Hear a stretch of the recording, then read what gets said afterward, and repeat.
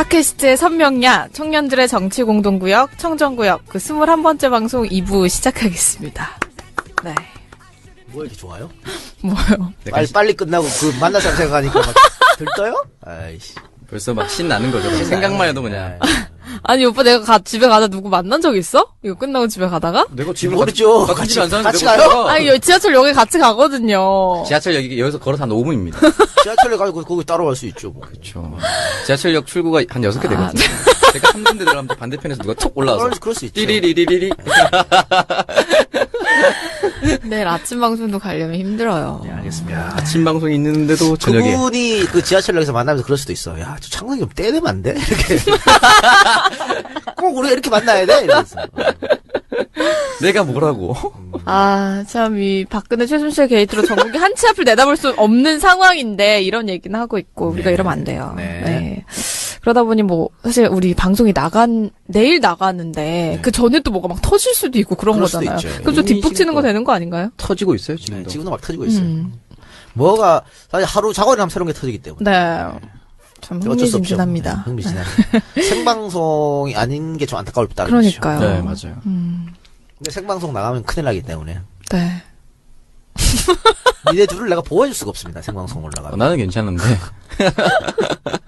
정말 괜찮아요? 나는 괜찮죠. 아닐 것 같은데. 그럼 앞으로 편집 하나도 하지 마요. 창석이 거는 안 하는 걸로 그럼. 네. 나는 거의 안 했어요, 이미. 네, 2부 본격적인 주제 토크 들어가 보도록 하겠습니다. 사실 지금 이 박근혜 대통령이 하야를 하느냐 마느냐의 네. 가장 큰 부분을 차지하고 있는 게 바로 이 문제가 아닐까 싶은데 네. 세월호 7시간. 네. 네. 왜 그러냐면요. 네. 지금 한번 여러분들 보십시오. 여러 가지 의혹이 지금 나왔어요. 그런데 어떤 의혹을 제기하면 청와대에서 곧장 아니라 그럽니다. 일단, 통일은 대박이다. 네. 근데 최순실이가 한 거 아니냐. 수정한 거다. 네. 이게 검찰 발이거든. 검찰. 검찰에서 잠정 결론 내렸어. 네, 그런데 맞아요. 청와대가 아니다. 오보다. 그거 우리 대학 교수가 쓴 저서를 인용한 거다. 이렇게 바로 반박합니다. 그 이외에 다른 것들도 다 즉각 반박이야. 다 아니라고. 오보다. 네. 정정해달라. 네. 그런데 대통령의 7시간은 몇 년 전입니까 벌써 이게? 응? 2년째죠. 그런데 제대로 밝히질 않고 있어. 뭐 했지 하면 안 했다. 그건 안 했다. 그러면서 최근에 정영국 대변인이 15번이나 대통령이 보고를 받았다. 알았다고. 니네 계속 몇 번 보고를 해. 17번인가 15번 했다며. 보고 받는 거. 어디서 받았냐고. 어디서. 그걸 얘기 안 해주고 있잖아. 전화로 받을 수도 있는 거고.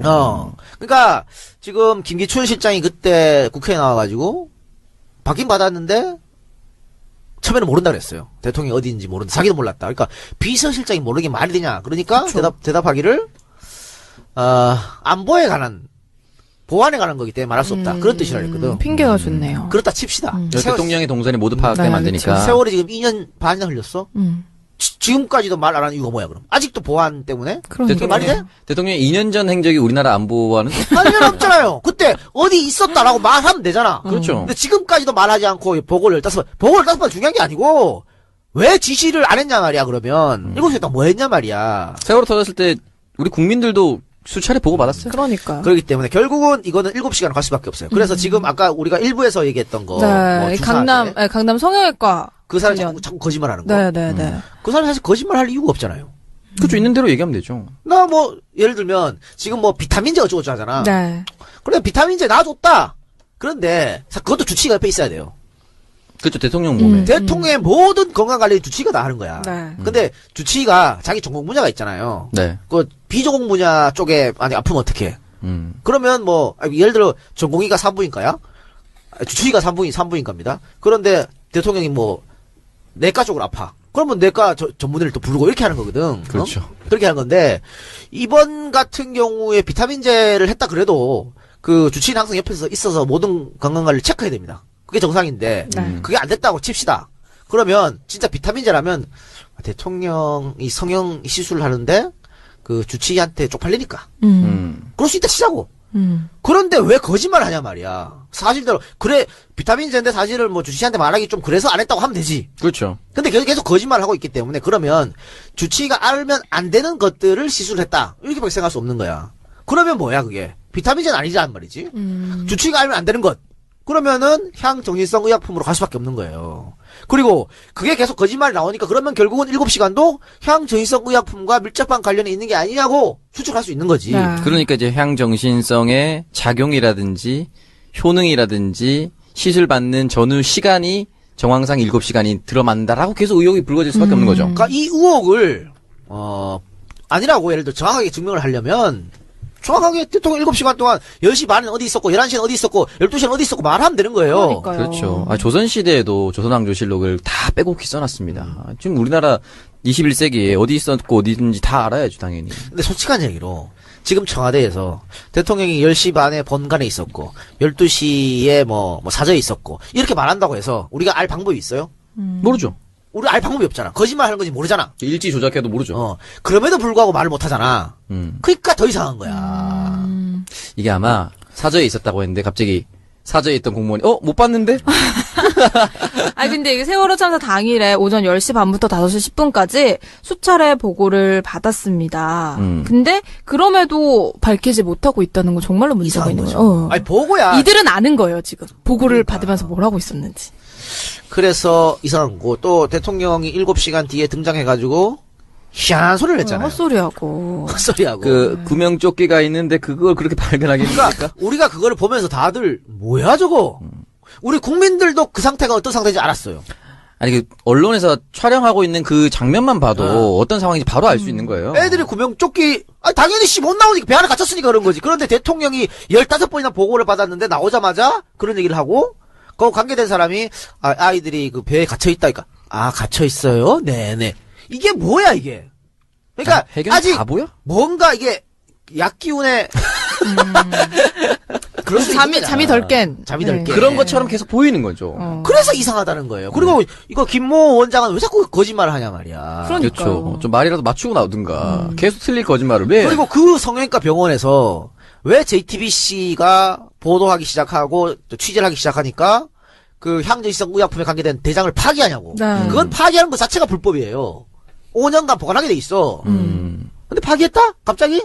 이상하잖아? 우리 요즘 그 의약분업 이후에 일반 시민이 병원 가서 처방전 맞는 거 그것도 다 보관하게 돼 있는 거예요. 네.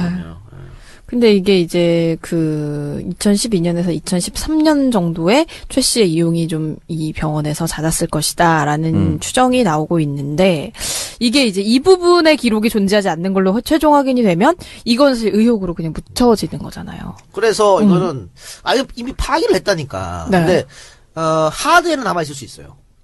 그러니까요. 일단 문서는 파기했지만 좀 뭐 수기로 적을 수도 있지만은 요즘은 수기를 거의 안 하잖아요. 그러니까 하드에 남아있으면 그걸 한번 봐볼 필요가 있고. 근데 아직까지 차움 의원에 대한 조사에서도 이제 마약류 투약 관리에서 이제 특별한 위반 사항 발견이 되지 않았다라고 밝혀지고 있는 상황이긴 한데. 그건 못 믿겠고요. 네. 일단 2010년부터 최순실하고 최순득이가 대리로 타갔다는 거잖아. 그렇죠. 대리로 타갈 때 뭐라고 적었냐면 대표, 그다음에 안간 이렇게 적었다는 거잖아. 네. 이 대표는 이제 한나라당 대표 시절을 뜻하겠죠. 네. 박근혜가. 청은 청와대, 안은 안가 이렇게 뜻하겠죠. 네. 그러면 최순득이 지가 필요해서 타가면요. 대표 청안 쓸 필요가 없지. 최순실 그렇죠. 쓰면 되지. 뒤차 타가면 되지. 그렇죠.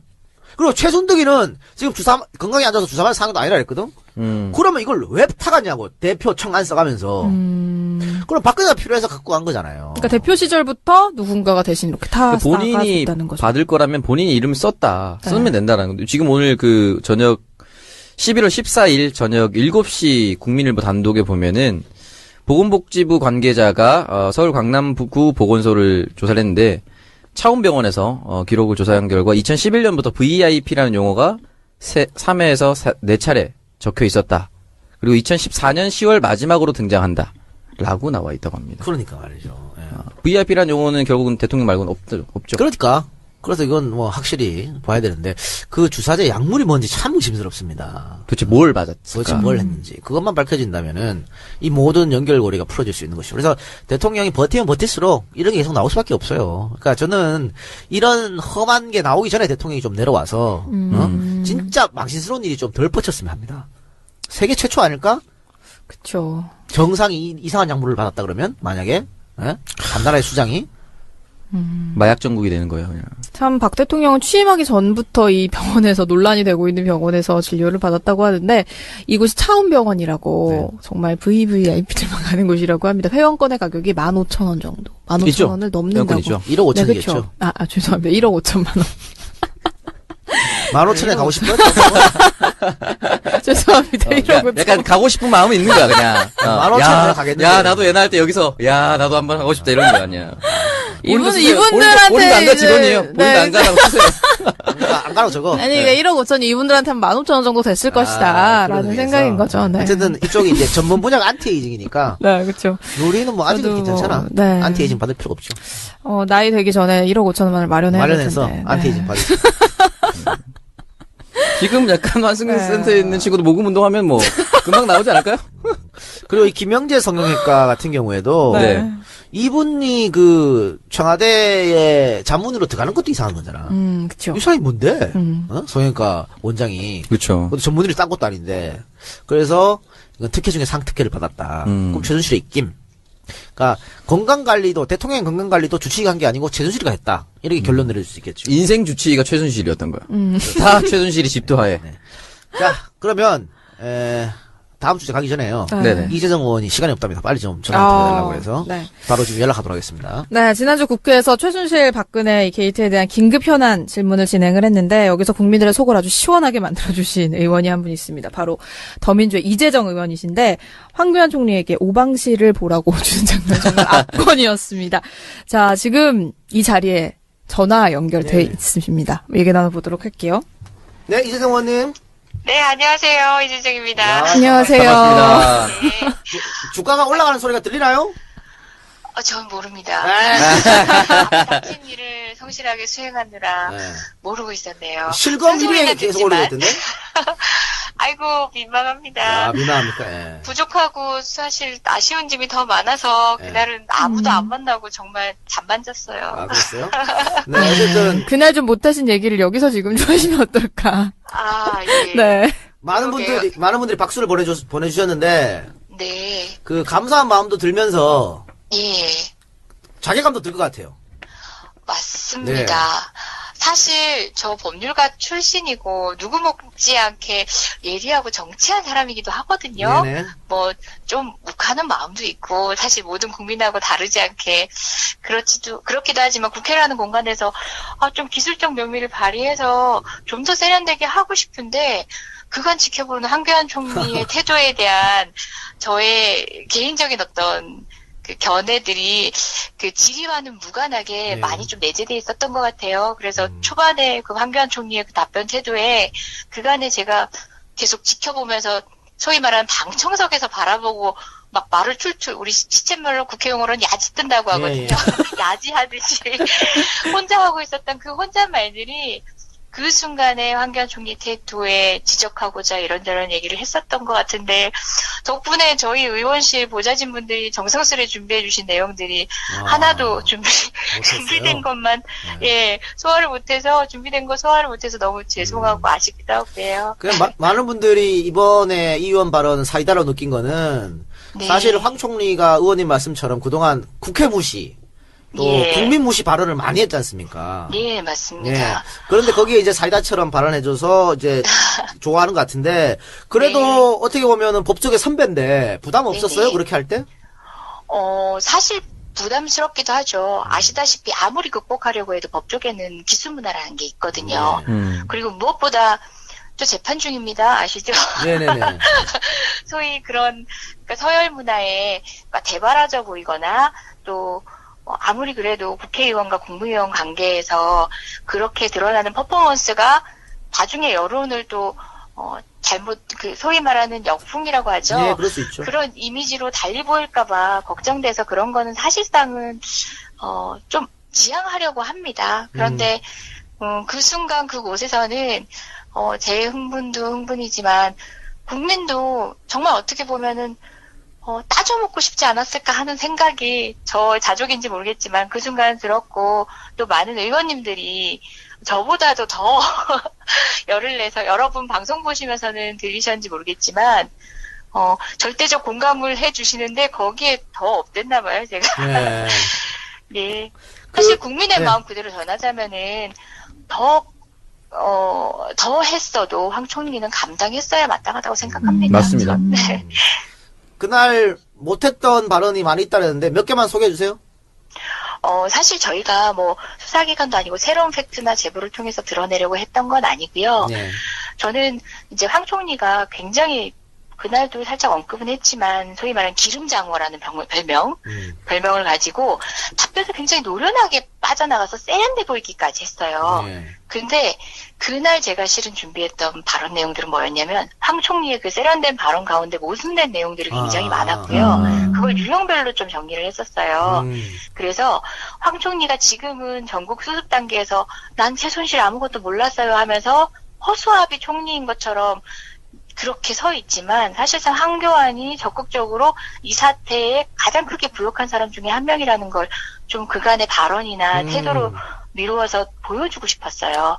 그 가운데는 또 황 총리 태도에 대한 지적도 물론 있었어요. 심지어 그분 발언 중에 우리 의원님이 그 발언할 때 바로바로 못 쳐서 아쉬웠던 발언 중에 하나가 뭐냐면 증거 확보하라 뿐만 아니라 본인이 뭐라고 얘기하냐면요. 총리인데, 명색이 총리인데 그냥 증거도 아니고 증거 능력 있는 증거에 의해서만 자기는 움직인다라고 얘기를 했어요. 근데 그 법정에서조차도 증거 능력이라는 말은 소위 민사법 있잖아요. 돈 내라 뭐 이렇게 얘기할 때는 그런 증거 능력을 요구하지 않거든요. 그야말로 검사 마인드인 거예요. 증거 능력 있는 증거를 가져와라 뭐 이런 발언부터 시작해서 정말 기가 막힌 발언들을 사실 뭐 종합 선물 세트로 준비를 했었어요. 그날 못해가지고 그냥 고의 드렸죠. 다음에 할 기회가 있겠죠, 뭐. 예, 근데 뭐 그분도 자리를 오래 유지하실 처지는 아닌 것 같아서. 그렇네요. 다음에 법정에서 하세요. 또 뵙기가 힘들 것 같아요. 그래, 저도 그 황 총리 발언 중에 생각나는 게 뭐 의혹에는 책임이 따른다면서 겁박했던 장면도 생각나고 그렇습니다. 그렇죠. 예. 예. 본인이 얘기할 때는 굉장히 확신을 가지고 얘기하고 상대방이 얘기하면 이 많은 언론이 그것도 그냥 뭐 인터넷 몇 언론이 아니라 소위 말하는 보수주류 언론까지 같이 동조해서 하는 얘기들도 근거가 없다는 식으로 네네. 그렇게 무시했었죠. 예. 네, 의원님 그 영상을 보면은 오방끈하고 달력을 직접 건네셨잖아요. 네네네. 네, 직접 건네신 그 제스처의 의미는 뭘까요? 사실 그거는 이 말은 꼭 하고 싶어요. 먼저 이제 직접 건네게 된 건 당초 계획 안에는 없었던 거고요. 네. 오방 그 달력과 오방실 자체 그 자체만 보면 그건 죄가 없어요. 네. 그렇죠. 저희도 민속학적 연구도 하고 많은 분들이 지적도 하고 계신데요. 저희 태극기 안에도 음양 오행이라든지 여러 가지 의미들 담고 있잖아요. 네. 다만 그 태생의 근거가 태극기를 만들 당시랑 지금 최순실이라는 사람이 그런 부분에 관심이 있고 우리 국정을 뒤흔들면서 자기가 관련 있는 사람들을 통해서 국정 예산으로, 정부 예산으로 그런 것들을 제작하고 있다는 그 자체에 대한 혐오감을 제가 드러낸 건데, 혹시, 그 전통 공예라든지 그 자체에 대한 혐오감에 겹쳐질까봐, 그리고 그런 비난들이 조금 저도 안타깝고 아쉽긴 해요. 그거 아니라는 거 다시 한번 설명드리고 싶고요. 네. 당시에는 저도 드릴 생각은 없었는데 하도 증거 가져오라고 그러고 대통령이 아니라고 얘기합니다 하고 또 잡아떼고 계시길래 저도 즉흥적으로 했어요. 예. 예. 네. 다들 뭐 이해하실 거라고 보고요. 그렇습니다. 단순 비하하려는 의도는 저희 아니었으니까요. 의원실에서는 막 그래요. 의원님 그거 하나밖에 없는데 황교안 총리님한테 다시 받아오세요. 저희 레어한. 네. 그런데 지금 면 받아야 될 것 같아요. 네, 그렇습니다. 지금 이 대통령이 민심을 사실 수용하지 않는 그런 모습을 보이고 있잖아요. 네네. 그렇다면 다음 수순은 어떻게 돼야 된다고 생각을 하시나요? 예, 따끈따끈하게 뭐 말씀드리자면 네. 저희 당 뭐 단계적 퇴진론 이런 거 제가 또 주변이다 보니까 당 얘기부터 먼저 하네요. 아, 당연히 짧은 하세요. 시간 안에. 네. 예, 저희 의총이 조금 전에 막 끝났는데요. 그 단계적 퇴진론에서 지금 이제 퇴진론으로 당론을 확정을 했습니다. 그래서 늘 저희는 항상 그러니까 국민을 당이 리드할 수는 없거든요. 국민의 민심을 저희가 따라가야 되는데 정말 너무 떨어져서도 안 되고 반보 뒤에서 늘 놓치지 않아야 하는데 그간 부족하다고 느끼셨던 분들 많은 것 같은데 당 의원들이 총의를 모아서 어쨌든 국민의 목소리와 함께 이제 퇴진론으로 당론을 확정을 했고요. 기술적인 부분은 뭐 많은 안들이 있을 거예요. 그런 해안들을 위해서 당장 뭐 똑 떨어지게 저희가 제시할 수 있는 게 하나의 안이 있는 건 아니지만 국민들의 민심이 기본적으로는 박근혜 대통령이 지금 그 상태에서 국정 수행하는 건 아니다. 손을 떼는 것뿐만 아니라 단순히 손을 떼는 것뿐만 아니라 퇴진을 해야 한다라는 데 있다는 건 명백하니까 방법론적인 고민은 국민들과 함께 그리고 또 뭐 정치인들, 학자들 또 뭐 헌법학자들과 함께 지금 지혜를 모아봐야죠. 네. 네, 그런 상황입니다. 그렇습니다. 요즘같이 참 답답한 전국에 속 시원한 발언 해주셔서 저희가 대신 감사를 드리고요. 우리 청정구역 청취자들에게 마지막으로 하고 싶으신 말 있으면 네 한마디 해주세요.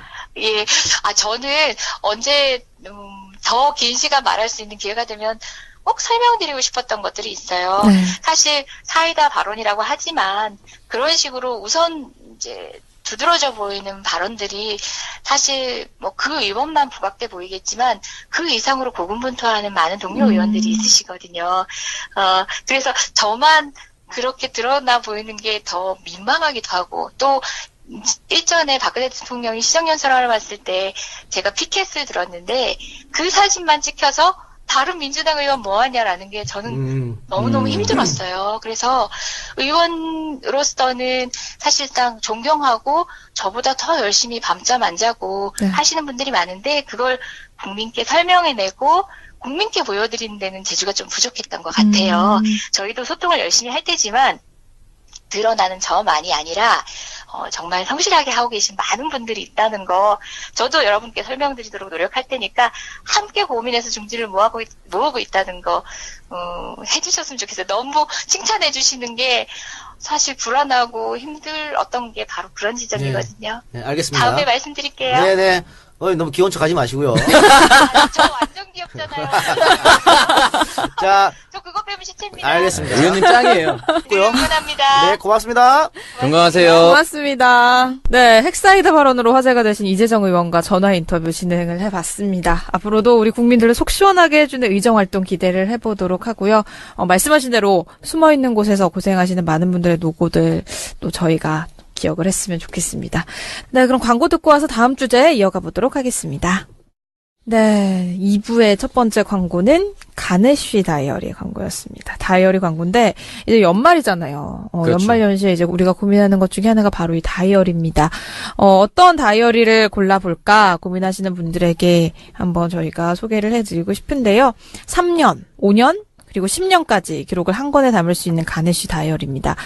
1년이 아니죠. 3년, 5년, 10년인데 3년 다이어리 같은 경우에는 우리 고등학교 중학교에서 고등학교로 올라가는 수험생들의 공부 계획 노트, 또 새내기들의 새 출발 다이어리로 좋을 것 같고, 5년 다이어리는 사업가의 비즈니스 노트, 재테크 노트, 이런 거 좋을 것 같고요. 10년 다이어리는 우리 아기들의 육아일기라든지, 리더의 업무 관리 노트로 아주 사용하기 좋다고 합니다. 작성법에 대한 설명도 아주 친절하게 나와 있어서, 3년, 5년, 10년 하면은 아주 그냥 막막하게 느껴지실 수도 있는데, 쉽게 시작할 수 있다고 합니다. 또 튼튼한 하드커버로 제작이 돼서 오래도록 보관할 수 있고요. 인생과 운명을 바꾸는 가네쉬 다이어리와 함께 2017년 준비해보시는 건 어떨까요?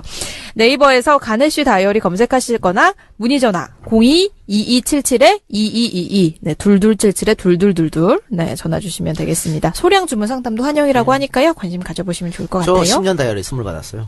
진짜 오창석 평당원도 하나 있으시잖아요. 저는 10년 다이어리 2권 사서 우리 당에 기부하고 싶습니다. 한 20년 직권 일지를 쓰라고. 의미 있는 선물이네요. 그럼 저도 5년 다이어리를 사가지고, 네. 다음 정권 교체에서 5년 동안 청와대에 있었던 일을 쭉 쓰는 걸로. 네? 안 되나요? 안 되나요?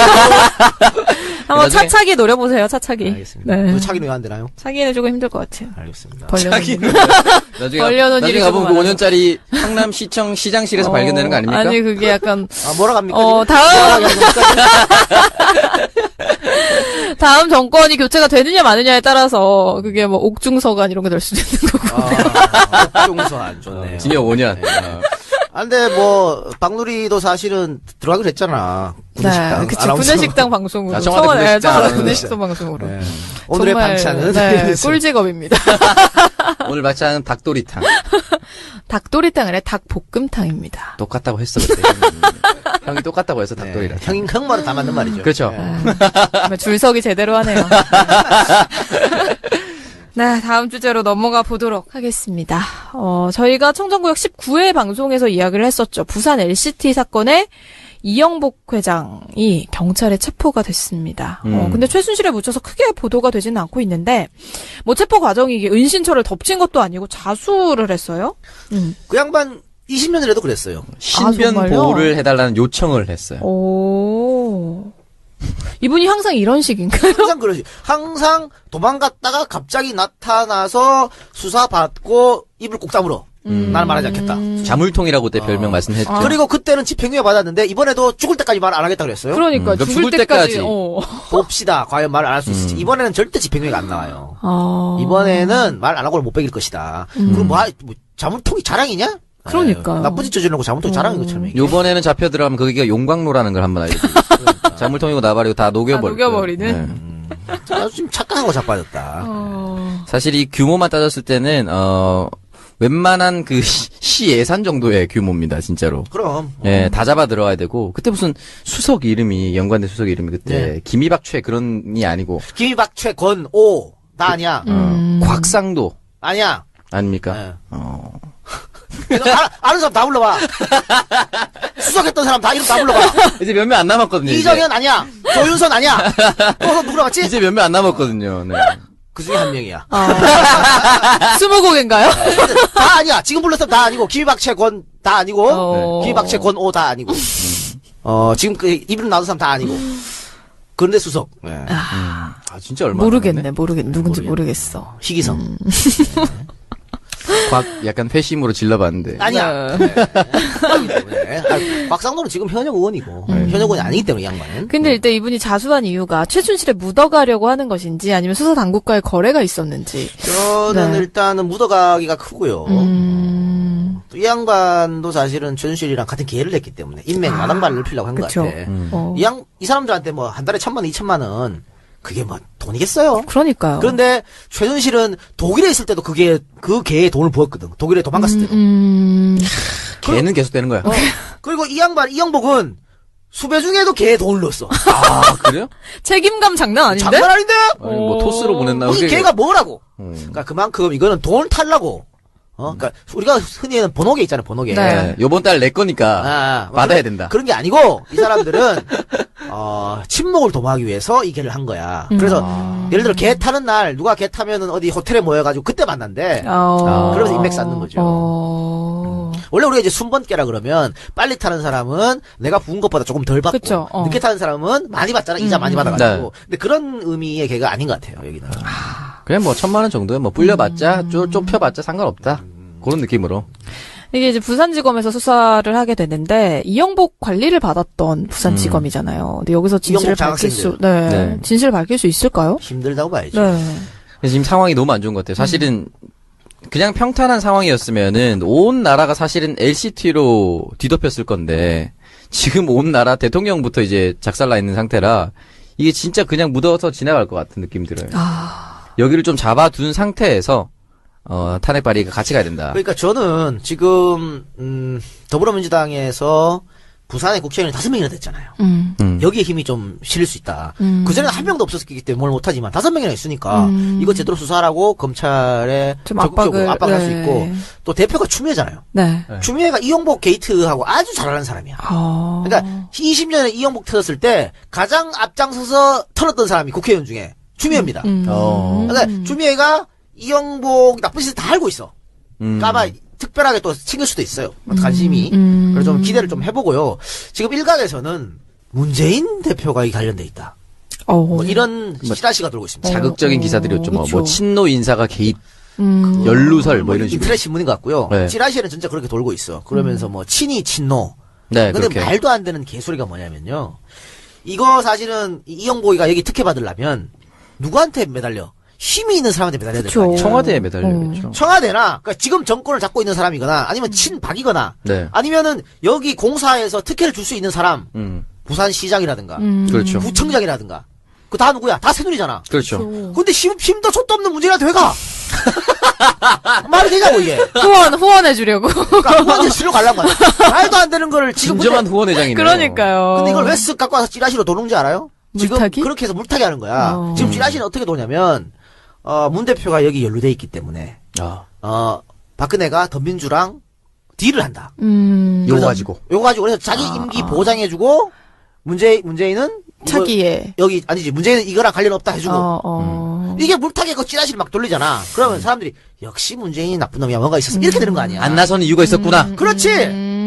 그거 하려 그런 거야. 근데 사실 뭐 그렇게 얘기를 이끌어 가려고 하고는 있으나 이 다른 시공사들이 다 수익성이 없다고 이걸 LCT를 포기를 했잖아요, 네. 시공을. 근데 포스코가 갑자기 들어왔어요. 이걸 두고 청와대가 개입해서 포스코 회장의 선임이 됐다는 그런 의혹을 받고 있는 권오준 회장이 청와대의 요구를 어쩔 수 없이 시공을 맡은 게 아니냐 하는 의혹이 나오고 있는데 이게 좀 더 타당하지 않나요? 그렇습니다. 이게 왜 그러냐면 훨씬 더 타당하죠. 지금 포스코 사장 임명에도 최순실의 입김이 있었다는 얘기가 계속 나오고 있잖아. 네, 네. 그렇죠. 자, 그러면 최순실의 입김으로 사장이 됐어.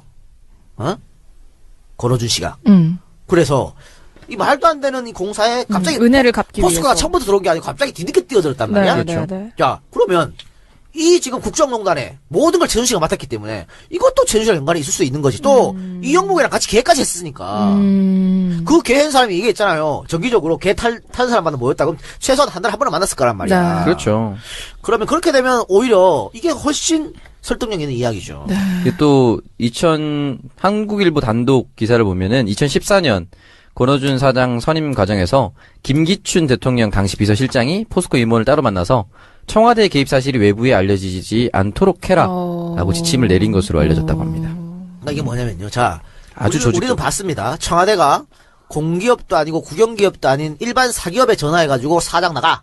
라고 한 말도 안 되는 짓거리를 봤어요. 그렇죠. 북한에서 일어난 일을 저지른 거 봤어. 그러면 지들이 임명할 수 있는 구조로 된 공기업 혹은 포스코, KT 공기업은 아니지만 공기업 같은 이런데 당연히 입김을 넣었겠지. 그 상식적인 생각 아니에요? 추측 아니야? 그렇죠. 그렇죠. 너가 누구 때문에 사장 됐는데. 그럼. 그런 거 하겠죠, 당연히.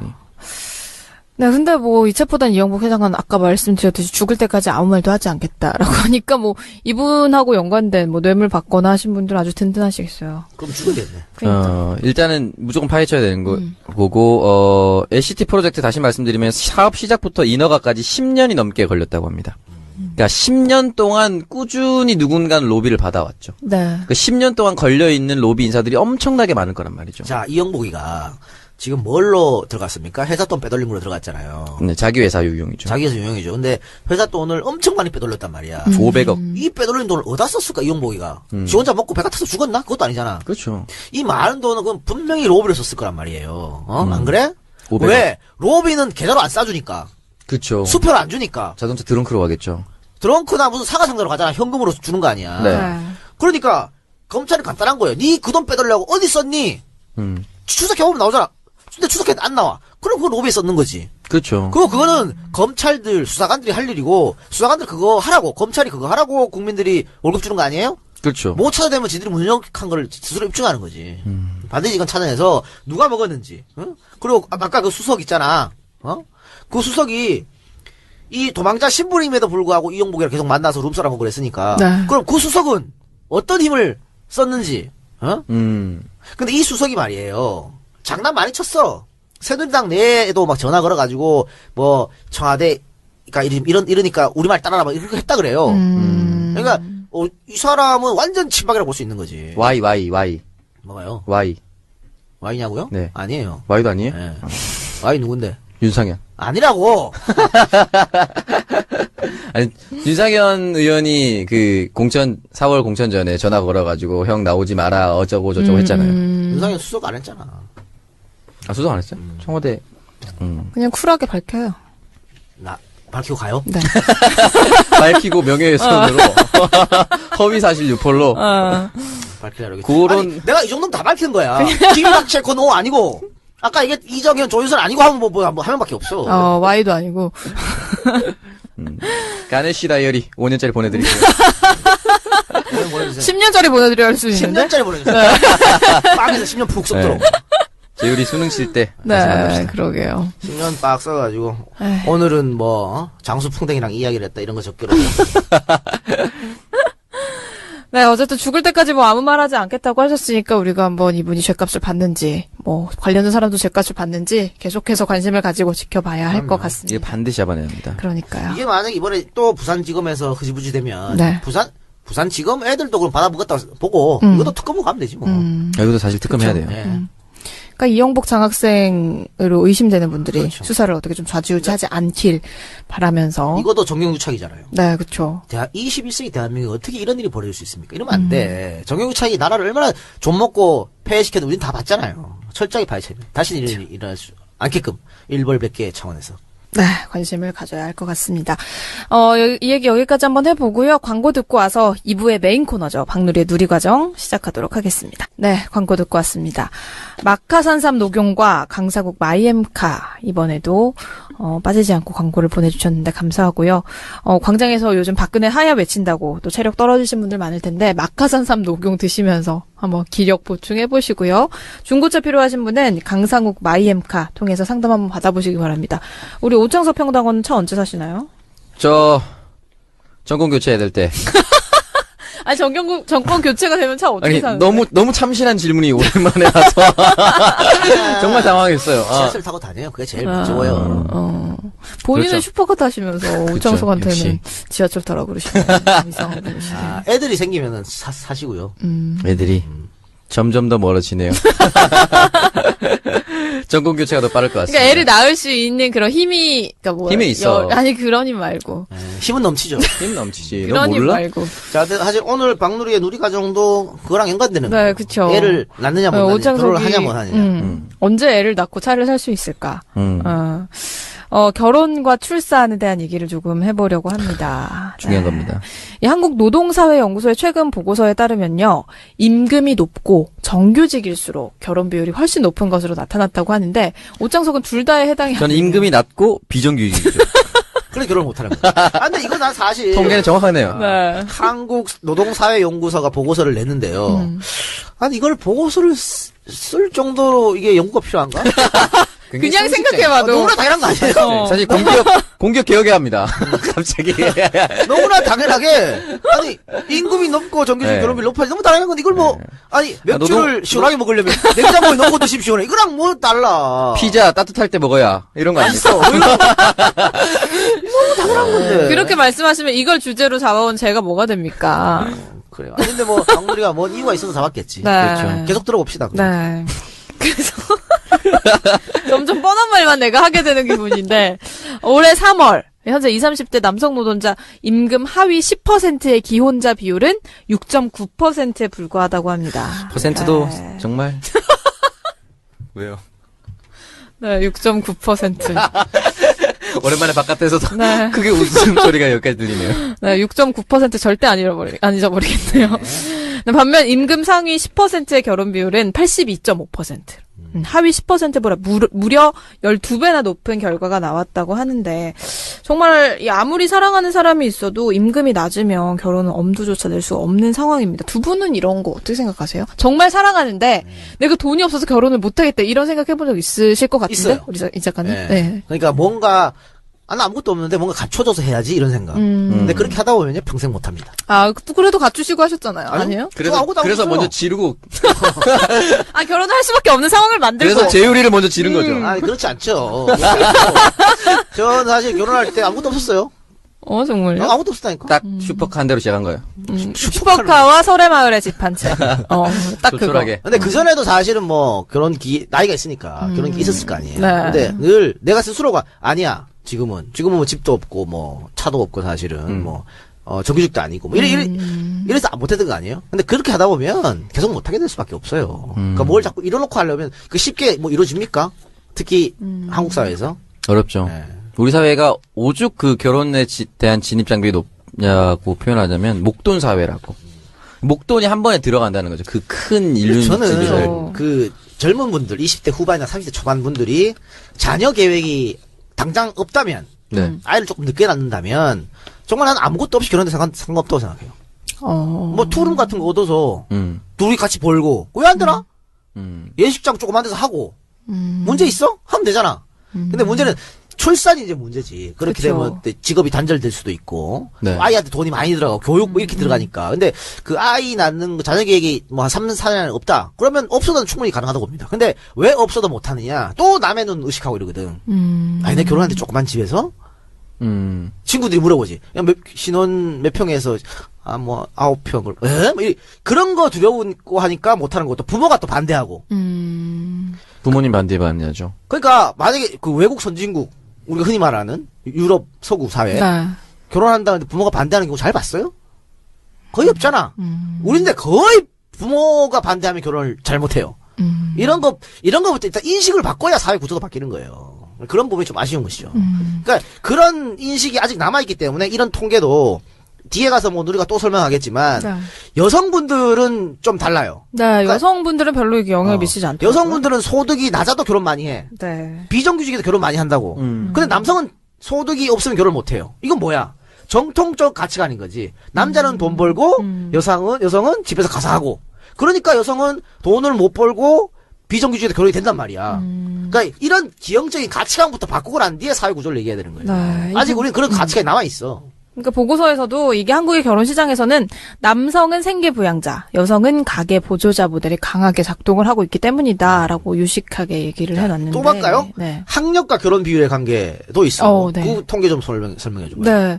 학력과 결혼 비율의 관계 역시 비슷합니다. 20, 30대 남성 노동자 중에 박사학위 소지자 같은 경우에는 기혼자 비율이 100%였습니다. 네, 100%였고, 학력이 낮을수록 결혼 비율 또한 낮아지는 그런 모습이 보였습니다. 자, 중졸 이하는 35.4%죠? 결혼 네. 비율이. 근데 반면에 여성 노동자 같은 경우에는 중졸 이하 학력의 기혼자 비율이 77.6%로 가장 높았어요. 네. 박사가 이제 76.1%였긴 한데 어쨌든 이건 학력과 결혼 비율의 관계에서는 상관관계가 없다라고. 크게 없는. 네. 자, 이건 또 뭐냐면요. 그 남성일 경우에는 상관관계가 있잖아요. 많이 배울수록 결혼을 많이 하잖아. 네네. 그러니까 이것도 아까 얘기하는 부모의 어떤 그런 가치관이 영향을 끼치는 거예요. 아, 결혼한 사람 데리고 왔어. 근데 자네 뭐 학교를 어디까지 나왔나? 중학교 졸업. 나 됐어. 이거는 안 되네. 아니야? 맞잖아. 그쵸. 박사예요. 아이고, 박사야? 우리 박사님. 야, 이거 이렇게 된다고. 야, 봐요. 진짜, 누리가 막 정말 좋아하는 사람이 생겼어. 근데 중졸이야. 누리는 괜찮아. 나 결혼할 수 있어. 근데 그 방해하는 장애물 첫째가 부모님이라니까. 그 다음에 그렇죠. 사회적 인식. 이런 것 때문에 남성들은 학력과 결혼에 상관관계 있는 거고, 여성은 왜 그럼 상관없냐? 아까 똑같은 거예요, 이것도. 여성은 많이 안 배도 상관없어. 그쵸. 이렇게. 오히려, 그냥 예쁘면 된다. 예쁘면 돼. 네. 이런 거. 오히려 많이 배우면, 결혼해가지고 뭐, 그 말 대꾸 한다고? 이런단 말이야. 그러니까 내가 봤을 그 때. 어른들 가치관이에요, 그거. 여기에 가장 중요한, 그거는 그 가치관 문제예요. 네. 사회 구조는 그 다음 문제다. 그러니까 가치관부터 무너뜨려야 되는 거야. 네, 맞아요. 아니, 결혼하는데 학력이 뭔 그렇게, 크게 문제가 되는 것이고, 또 소득이 뭐 그래 문제가 되겠어요? 둘이 열심히 살아서 벌면 되지. 그쵸. 남자가 못 번다? 여자가 벌면 되잖아. 근데 정말 남성 같은 경우에는 뭐 학력, 취업, 뭐 안정된 일자리, 임금 이런 가족의 생계를 책임질 만한 그런 사회 경제적인 지위가 확보가 되어 있지 않으면 결혼을 하기가 굉장히 어려운 현실입니다. 어렵죠. 네. 근데 뭐 이뿐만이 아니라 이제 또 다른 얘기를 해보려고 하는데 출산 관련해서도 사실 문제가 좀 있어요. 국내 여성의 평균 출산 연령이 최고치를 경신을 했습니다. 몇 살입니까? 지난해 여성의 평균 출산 연령이 32.2세. 아, 네. 참 이게 보통 지금 박누리 아나운서 31살이죠. 아, 무슨 소리예요? 저 29입니다. 어디? 네, 그래서 이제 아니, 박은우리하는 29이니까 이제 결혼하면 32세쯤 낳겠네. 그러네요. 그쵸. 제가 만약에 이제 결혼 준비를 해서 뭐 29살 다 끝났으니까 30살에 결혼한다 치면 이제 끝난 거야? 네, 이제 끝났어요. 순간 초탈했죠. 누리가 지금 결혼해야지 마음 먹어도 32세쯤. 그쵸. 평균에 맞춥니다. 그리고 첫 아이 출산 평균 연령 같은 경우에는 31.2세. 네. 그렇기 때문에 좀 출산율이 너무 늦는 거죠. 네, 제가 여기서 만약 내년에 결혼을 못 하게 된다면 저도 노산이 되는 건가요? 그러니까 이게 본인은 뭐 맘만 먹으면 뭐 내년에 첫 출산이 늦는다는 것은 또 평균 연령이 자꾸 높아진다는 것은 네, 초혼 연령이 높아지는 거죠. 초혼 연령이 높아지는 거고 가임 여성의 비율이 상대적으로 자꾸 줄어든다는 얘기예요. 네, 맞아요. 그렇습니다. 그렇게 되면 될수록 인구는 줄어들 수밖에 없는 것이죠. 그렇죠. 이게 난임에 대한 문제도 있기 때문에 그렇죠. 그러니까 늦게 결혼하게 되면 또 난임 문제도 불거질 수도 있는 문제고. 그리고 뭐 그게 아기를 가지는 것도 그렇지만 키울 때도 너무 힘들다 그러더라고요. 조금 나이가 들어서 아이를 가지게 되면 경제적인 문제도 그렇고. 봐요. 나 같은 경우에요. 제율이 대학교 갈 때 한갑이 넘어요. 야. 진짜요? 그럼 뭐 그때까지 그러니까 그때까지 일을 하셔야 되는 거예요? 그러니까 아니 보통에 또 뭐 요즘에는 55세 정년 이러면 55세 나 정년되고 5년이 지났는데 애가 대학교 간대. 뭐 어떻게? 그래도 뭐 있는 집 자지 그동안 물려받은 재산이 좀 저는 있으니까. 뭐 그렇지만 어디서 삶이 어떻게 될지 모르잖아요. 네. 그러니까 이런 경우에는 어떻게 하느냐 이런 문제도 생긴다니까. 그렇죠. 그러니까는 그런 얘기를 하시더라고요. 뭐 결혼의 정년기는 없어 출산의 정년기는 있다. 그래서 사실 뭐 진짜 아이를 낳지 않을 거면 결혼을 하지 않아도 상관이 없고 뭐 이렇게 하는데 사실 또 우리가 아이를 낳지 않고 뭐 그럴 순 없잖아요. 재율이 나으니까 너무 행복하지 않으세요? 제율이요? 네. 네, 행복합니다. 왜 이렇게 슬퍼 보이지? 네, 둘째가 태어나니까 배로 행복하지 않으세요? 두 배로 행복하죠. 그렇죠. 재율이가 강추드립니다. 여러분 강추. 대학교 갈 때까지 같이 살고 있었어야 되는데. 네, 그러니까요. 일 열심히 하셔야 될 텐데. 일 열심히 갑자기 하겠습니다. 걱정이 되네요. 방송도 자꾸 잘려나가는데. 네, 근데 뭐 이제 어쨌든 문제는 이제 결혼을 늦추고 아이를 적게 낳는 분위기가 만연해지면서 한국이 초저출산 국가에서 벗어날 가능성이 점점 낮아지고 있습니다. 그리고 또 요즘에 뭐 남성분 여성분 마찬가지지만 예전에는 꼭 결혼해야 된다, 꼭 자녀를 낳아야 된다 이렇게 했지만 요즘 그런 거 없어요. 결혼 안 해도 돼? 네, 그렇죠. 출산 안 해도 돼? 이런 게 많이 가니까. 그렇기 때문에 지난해 우리나라 합계 출산율이 1.24명, 2명이 안 됩니다. 네, 그래서 OECD 최하위 수준이었다고 합니다. 최하위죠. 네, 30대 후반 여성의 출산율도 지금까지 역대 최고치를 기록했다고 해요. 그러니까 뭐 결혼이 힘들어지니까 출산도 당연히 힘들어지는 건데, 근데 출산 같은 경우에는 사실은 정부가 모든 걸 책임지겠다. 네, 요람에서 무덤까지 그런 말도 있잖아요. 네. 그러니까 요람에서 무덤까지는 아니더라도 요람에서 초등학교까지만 해도 책임지겠다. 그렇죠. 요람 정도까지라도 책임져야죠. 그렇게 하면 출산은 늘어날 수도 있어요, 사실은. 결혼이야 정부에서 막 강제적으로 결혼해 이러지 못하잖아요. 그렇죠. 근데 출산은 정말 혜택을 많이 주고 이렇게 하면 할 수 있다니까. 실제로 그 우리나라 해남군이 출산율이 가장 높아요. 3명 정도 된다고 하는데 첫째 아이부터 셋째 아이까지 그냥 돈으로 현금 다 쏴주는 거예요. 그냥. 출산에 관련된 모든 비용을 전액 지원하고 있어요. 그 돈 받으려고 아이를 낳는 건가요, 그러면? 아 그런 건 아닌데 그런 건 아니고 뉘앙스가 뭔가 지금 완벽한 일단 본적은 해남으로 옮겨갈 것 같은데 이렇게 보면 되는 거죠. 애를 놓을 때 당연히 출산 비용을 지원 많이 해줘요. 네. 많이 해주고 또 애를 낳게 되면 요즘에 그 아이 가진 엄마들이 전액 보상을 못 받거든요. 저 유급 휴가, 출산 휴가 받아가지고. 네, 그쵸. 근데 만약에 전액 보상을 해준다. 네. 그러니까 아이 놓고 1년 동안 전액 보상 해준다 그러면 낳지 않을 이유가 없죠. 낳지 않을 이유가 없지. 둘째 또 낳? 셋째 이렇게 할 수 있잖아요. 그러니까 그런 식으로. 근데 회사에서 그걸 다 보상하라 그러면 회사가 힘드니까 국가에서 예를 들어 60, 70% 우리가 거기에 대해서는 지원해주겠다. 라든가. 저출산이 그렇게 문제라면 그런 방법도 있다는 거예요. 찾아와야 되는 거지. 요즘에 이번에는 뭐 셋째를 가지면 네. 둘째를 놓고 배 안에 셋째까지 있고 이러면은 새로운 아파트 할 때 청약할 때 뭐 해주겠다. 우선순위를. 그런 것들. 우리 다둥이들 진짜 정면적으로 지원해주고 이런 건 필요하다는 거예요. 왜냐하면 지금 너무 아이를 안 낳기 때문에. 그리고 굳이 결혼을 안 하더라도 사실혼관계에서 애를 낳았다 그러면 또 그것도 지원해주면 되는 거지. 실제로 그 비혼이란 상태에서 출산을 했을 경우에 출산 장려에 대한 지급 금액이 있느냐 그리고 그 퍼센트가 어느 정도이냐를 따져봤을 때 우리나라가 1% 그리고 독일이나 핀란드 같은 경우가 한 40%에서 50% 정도까지 치솟는다고 하더라고요. 일단은 한 아이로서의 사랑으로 인정을 해줘야 된다는 접근이 필요하다는 거죠. 오히려 그 낙태가 합법임에도 불구하고 낙태율이 적죠. 왜 출산을 해도 전혀 문제가 없으니까 그렇게 국가적으로 보조를 해주고 있죠. 네. 그래서 보니까 세종시 같은 경우에 출생아가 1년 전보다 2배가 넘게 늘어났다고 해요. 올해. 근데 보니까 출산율 정책이 개선이 됐는데 출산 양육비가 30만 원에서 120만 원으로 대폭 확대가 됐다고 합니다. 사실 이렇게만 해도 2배가 늘어나는 건데. 네, 여기서 또 야로가 있어요. 네. 그렇게 30만에서 120으로 올렸잖아요. 네. 그러면 세종 근처에 사시는 뭐 공주, 천안, 뭐 청주, 연기군, 뭐, 네. 이런 분들 애 낳을 때쯤 세종시로 주소 이전합니다. 아, 위장 전입입니까? 120 출산 장려금을 위해서. 돈 받기 위해서. 뭐 이렇게 이러면 안 됩니다. 그쵸. 이렇게 하기 때문에 또 정책이. 그렇지. 이러면 안 돼요. 그러니까 뭐 저 지자체에서 할 때 3년 이상 살아야 뭐 이런 거 있는데 이런 게 안 되게끔 하려면은 우리 국민들이 이런 짓을 하면 안 되는 거죠. 좀 양심에 네. 따라서 가야죠. 아, 그 안타깝습니다. 네, 그렇습니다. 사실 뭐, 문제가 뭐, 비단 이건 문제만은 아닐 텐데, 어쨌든 사실 가장 큰 문제는 결혼을 하기 어려워지는 상황. 우리나라 현실이 그런 상황이기 때문이 아닐까 싶습니다. 근데 옛날을 보자고요. 네. 60, 70년대에는 다들 가난하고 못 살아서 그런지 모르지만 그때는 결혼할 때 조건은 거의 따지지 않았거든요. 근데 요즘 그때는 뭐 숟가락 2개 놓고 시작하는 거. 결혼을 하면 조건부터 따지니까 그러면 조건에 맞는 사람을 결혼을 하면 거의 찾기 어렵죠. 그쵸. 그러니까 소위 말해서 상위 10%를 제외하면 다 그럼 결혼하지 말란 얘기인데 사회분위기가 그렇게 가면 안 되지 않습니까? 최소한의 조건을 국가가 보조를 해줘야죠. 그 상황에 대해서. 일단 우리 국민들의 인식부터 바꿔야 된다. 바뀌어져야 된다.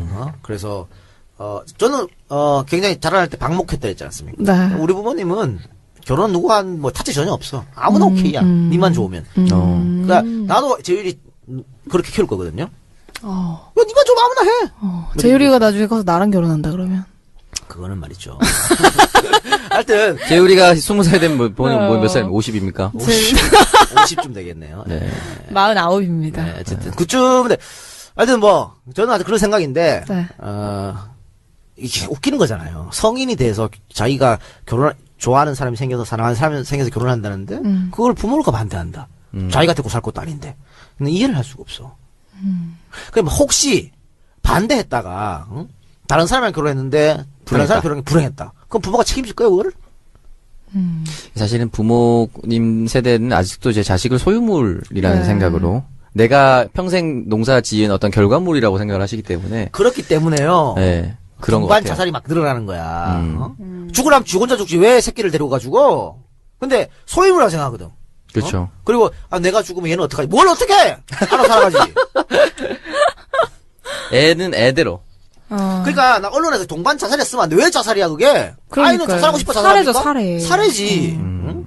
이건 가족 살해라고 표현해야 돼. 왜 그걸 동반 자살이라 그래? 그것도 다 그렇게 생각하니까 그런 거 아니에요. 다 그렇죠. 생각을 바꿔야 되는 거야. 그 출산에 있어서 저는 이제 우리나라가 가사노동을 조금 노동으로 인정을 해줘야 된다. 저는 그렇게 생각을 합니다. 왜냐면 아이를 키운다는 작업이 굉장히 힘들거든요. 그리고 그 아이를 키우면서 집안일을 한다는 것 자체도 예전에는 너무나도 당연한 여성의 역할이었지만 그 당연함이 잘못된 거라고 우리는 이미 알고 있잖아요. 그리고 가사노동을 하는 건 굉장히 고결한 거고 그리고 그 사람들 또 다르게 표현하는 게 경력 단절녀라고 하는데 국가 출산이란 측면에서도 그렇고 그 사람이 쉬지 않고 한 사람을 우리 사회의 그 미래 일꾼으로서 길러내는 교육의 작업을 한다라고 보면은 경력 단절녀라고 표현을 하지 않고 어느 정도 사회로 복귀를 할 수 있는 제도적 장치도 분명히 필요하다. 그쵸. 네. 그리고 지금 사실 그래서 각 지자체에서 그 베이비시터를 지원도 막 해줘요. 얼마 정도 지원해주고. 보모, 네. 그래서 사실은 우리 집도 신청을 했어요. 아, 네. 근데 맞벌이가 아니라 이로 거절당했거든. 근데 이것도 사실은 넓혀야 되는 거야. 그러니까 저 같은 경우에는 애가 둘이잖아요. 그러니까 네. 와이프 혼자서 애 둘 키우기가 어렵잖아. 힘들죠. 그리고 특히 저는 집에 거의 없으니까. 집에 없잖아. 없는 사람인 거죠. 돈만 갖다 주는. 돈만 갖다 준 사람이잖아. 거의 새벽 3시, 4시 들어가잖아. 아침에 그쵸. 9시, 10시 나오고. 계좌 네. 이체 해주는. 없으니까. 없으니까. 갚아주고. 이 혼자서 둘 키가 너무 힘들다고. 네, 맞아요. 그런데 그 맞벌이가 아니라고 지원 대상에서 원천 제외하면 셋째는 더 이상 이제 더 못 낳는 거죠. 둘에서 끝인 거야, 이게. 그쵸. 그러니까 이런 것도 점점 넓혀야 된다. 그러니까 처음에는 당연히 맞벌이에서 한정해야겠지. 네. 자원이 한정적이니까. 근데 어느 정도 채워지면 자꾸 넓혀가서 이제 둘도 넣고 셋도 넣을 수 있게끔 만들어주는 거야. 외벌이어도. 그런 것도 필요하다고 생각해요. 그렇습니다. 셋째 낳을 계획 그럼 있으세요? 전혀 없어요. 왜요? 아니, 셋째 향방은 술에 결정됩니다. 항상 즉흥적으로. 네. 그런 건 아니고 저는 솔직한 말씀. 묶었습니까 혹시? 네. 지금 가정적으로도 저희는 그렇게 좋지 않아요. 왜? 왜냐면은 왜요? 혼자 너무 힘들잖아. 아, 맞아요. 그러니까 우리 와이프가 뭐 자기 남편 무슨 독립운동하는 심정으로 한다니까 응원을 해주지만 속은 또 아닐 거 아니야. 아, 힘들죠. 애 하나는 울고 있고 하나는 뭐 놀아달라 막 이러는데 남편이 저녁에 와서 한 명 케어해주면 자기 한 명만 케어하면 되잖아. 근데 이 새끼는 맨날 새벽 3시, 4시 들어오니까. 어? 그러니까 일찍 들어가세요. 내가 노나요? 네. 안 놀잖아요. 놀아요. 힘들어요. 그걸 노는 게 아니라고 말한다면 내가 할 말은 없지만. 아니 지금 봐요. 내가 아침 내일 9시 방송이거든요. 그럼 이 방송은 언제 편집합니까? 이거 오늘 한 거? 그 신피디님이 하는 거 아니에요? 아, 제가 방송에서 얘기했는데 신피디를 못 믿어요, 제가. 제가 나오는 모든 방송 편집 다 제가 합니다. 이게 내가 방송만 하면 시간이 널널해. 그럼 집에다가 작업실을 하나 만드는 건 어떠세요? 집에서 하면요. 네. 능률이 안 올라요. 왜죠? 재율이가 왔다 갔다 문 열고 막 아빠 두드리고 이래. 재율이 못 가정 들어가면 원거리의 되지. 법칙이라고 집에서 멀면 멀수록 일의 능률이 일이 잘 높아집니다. 돼요? 아니 그렇기 때문에 그런 게 있어요. 사실은 녹음은 뭐 길어봐야 2시간, 3시간이잖아요. 근데 편집은 3시간, 6시간이거든. 편집이 더 오래 걸리죠, 사실은. 그렇죠. 2시간짜리 계속 들어야 되니까. 계속 들어야 되니까. 그런 점이 있어요. 이해해 주세요. 셋째는 안 하는 걸로. 그래서 묶으셨어요? 안 묶었어요. 안 묶었어요? 언제 어디서 또 뭔 일이 뭘 주고 있는데 그렇죠. 형수님 힘내세요, 형수님. 항상 열려있네. 팟캐스트계 최태민이 될 수도 있는 거예요. 네. 그렇지. 최태민 좋지. 네. 네, 나중에 꼭 환생하시길 바랍니다. 네. 네. 정말, 결혼하기가 점점 힘들어지는 세상인데, 사실 이것도 뭐 결혼이라는 제도 자체가 싫어서 안 하는 게 아니라, 임금이, 돈이 없어서, 정규직이 아니라서 못한다라는 건 좀 너무 슬픈 현실이 아닌가 싶습니다. 그래서 기업도 책임이 있어. 양질의 일자리를 많이 늘려주면 되잖아. 네. 기업 할 수 있어요. 그쵸. 아니, 자기들 쌓아놓은 돈이 얼마야, 지금. 근데 안 풀잖아. 어? 그래요. 그리고 정말 결혼한 여성도 일을 좀 할 수 있게 해줘야 돼요. 그쵸. 그래서 제가 이 댓글이 하나가 생각이 나네요. 뭐요? 박누리의 나이를 고려했을 때 빨리 대타를 마련해라. 사실 그 여성 아나운서들이 나이에 제일 그렇죠. 나이도 민감하죠. 그렇고 결혼. 결혼을 하면 잘 안 써줘요. 지금 뭐 일단 우리 이 작가님부터 결혼하면 나 안 쓸 거야. 그러니까 뭔가 일말의 가능성이 사라진 거야. 그렇죠. 이 가능성은 뭘 의미하는지 난 잘 모르겠지만 일말의 가능성도 사라진 거야. 내 결혼하면 안 쓸 거죠. 닥치고요. 지금 보면 뭐 각 방송 3사도 그렇고 스포츠 채널도 그렇고 네. 케이블이 굉장히 많이 생겼잖아요. 그 아나운서들이 굉장히 많이 있어. 근데 정규직 여자 아나운서 거의 없습니다. 거의 없습니다. 없습니다. 지상파 없다고 빼곤 없습니다. 남자 지상파도요. 그 없어진 추세예요. 정규직 여 아나운서 잘 안 뽑아. 공채를 거의 안 뽑아. 요즘은 다 그냥 이제 거의 안 뽑죠. 프리 예전에 뽑아요. 뽑힌 분들은 정규직이고. 프리 뽑아서 2년 쓰고 새로 또 뽑고 2년 쓰고 새로 또 뽑고 네. 왜 여성 아나운서 같은 경우에는 예를 들면은 26, 7살에 뽑았다가 30 몇 살까지밖에 안 쓴단 말이야. 그런데 연차가 가면 월급은 많이 줘야 되는데 이분 어디 할 데가 없어. 저 라디오. 그 라디오로 보냈다가 다른 데 보냈다 이러잖아요. 그러다 보니까 안 뽑아. 근데 그것도 우리 말처럼 말이 안 되는 거지. 결혼해서도 일할 수 있으면 되는데 그렇죠. 안 되는 거야. 아직도 우리나라 그 방송사가 아주 낡은 그 프레임을 가지고 있다는 거죠. 여성은 어리고 예쁜 것으로만 뽑는다는 걸 스스로 증명하고 있는 거예요. 그렇게 되는 거예요. 네. 그래가지고 프랜스 하나만 썼다가 갈아치우고 하는 거예요. 그러니까 얼굴만 믿고 이렇게 계속 밀어주면 김주호 같은 사태가 발생하는 거예요. 그러네요. 네. 그래요. 그러니까 저를 밀어주세요. 그래, 알겠습니다. 제2의 김주호 사태가. 많이 밀어드리도록 하겠습니다. 밀어서 밖으로 내보내는 거 아니야? 쫓아내는 거 아니야? 벼랑 끝에서 밀어드리도록 다시 재기할 수 없도록. 네. 촛불 몰려옵니다. 제가 쫓겨나면서 결혼한 걸로 생각해주세요. 네. 축의금 내려가겠습니다. 네, 이렇게 박누리의 누리가정 오늘은 결혼과 출산에 대해서 얘기를 나눠봤습니다. 또 이 얘기가 또 제가 잘리는 걸로 결말이 나네요. 그렇네요. 암담한 결과로. 네, 오늘도 청정구역 21번째 방송도 이제 마칠 시간이 됐는데, 정말 저희가 앞서서 말씀드렸듯이 내일은 또 어떤 일이 생길지 예측을 할 수가 없는 사태가 계속 발생하고 있습니다. 두 분 오늘 방송 어떠셨나요? 그러니까 뭐 기대하면 안 되는데 자꾸 기대가 돼요. 내일은 뭐가 터질까. 이게 불구경하듯이 강 건너 요즘 불구경하듯이 내가 하면 안 이렇게 되는데. 뉴스를 열심히 챙겨본 적이 그러니까요. 정말 눈 뜨자마자 하는 일이 일단 뉴스. 다음에 들어가요. 여러 가지 뭐 새로운 경담아 이렇게. 가장 빠르니까 그쪽에. 네. 뭐 직장인 대나무숲 이런 거 들어가는 거 아닙니까? 그렇죠. 그리고 그다음에 이제 뭐 종이신문 이렇게. 힘듭니다. 그리고 또 찌라시가 또 워낙 많이 오니까. 네. 그 찌라시를 거르는 것도 참 힘드네요. 감당할 수 없는 찌라시들이 들어오니까. 네. 그러니까 사실은 뭐 누리가 저 단체 카톡방 찌라시를 올릴 때 있어요. 네. 그때 이제 내가 많이 그러지. 아, 누리한테 간 찌라시는 이건 말 그대로 찌라시다. 아웃! 이렇게. 고급 정보가 누리한테 갈 필요가 없잖아. 그쵸. 그러네요. 저기까지 간 거는 그건 쓰레기야. 약간 믿고 거르는. 아? 누리한테까지 갔다 하면 그건 쓰레기 정보다. 믿었지. 이렇게 볼 수 있겠죠. 근데 누리는 이제 자기만 받은 줄 알고 열심히 막 올리지. 마치 비밀 정보 있냐? 마치 비밀 정보 있냐. 오늘 제가 굉장히 고급 정보인 줄 알았는데 아닌가 봐요. 오늘도 하나 올렸는데. 네, 오늘 잘 올리셨죠. 네. 감사합니다. 네, 알겠습니다. 또 마지막으로 못한 말 또 없으시죠? 네, 없습니다. 다음 주에 뵙시다.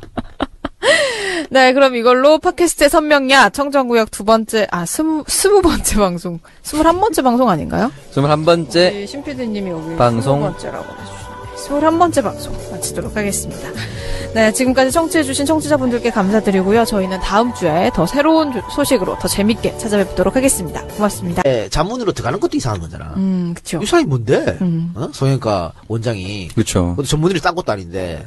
그래서 이건 특혜 중에 상특혜를 받았다. 꼭 최순실의 입김. 그러니까 건강관리도 대통령 건강관리도 주치의가 한 게 아니고 최순실이가 했다. 이렇게 결론 내릴 수 있겠죠. 인생 주치의가 최순실이었던 거야. 다 최순실이 집도하에. 네.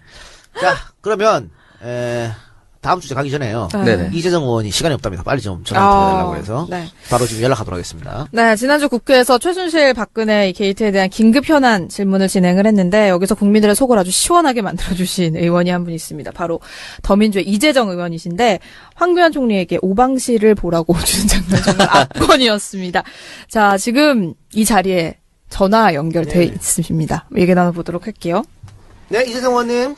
네, 안녕하세요. 이재정입니다. 안녕하세요. 반갑습니다. 네. 주가가 올라가는 소리가 들리나요? 전 모릅니다. 당신 일을 성실하게 수행하느라 모르고 있었네요. 실검 1위에 계속 오르고 있던데? 아이고, 민망합니다. 아, 민망합니까? 예. 부족하고 사실 아쉬운 점이 더 많아서 그날은 아무도 안 만나고 정말 잠만 잤어요. 아, 그랬어요?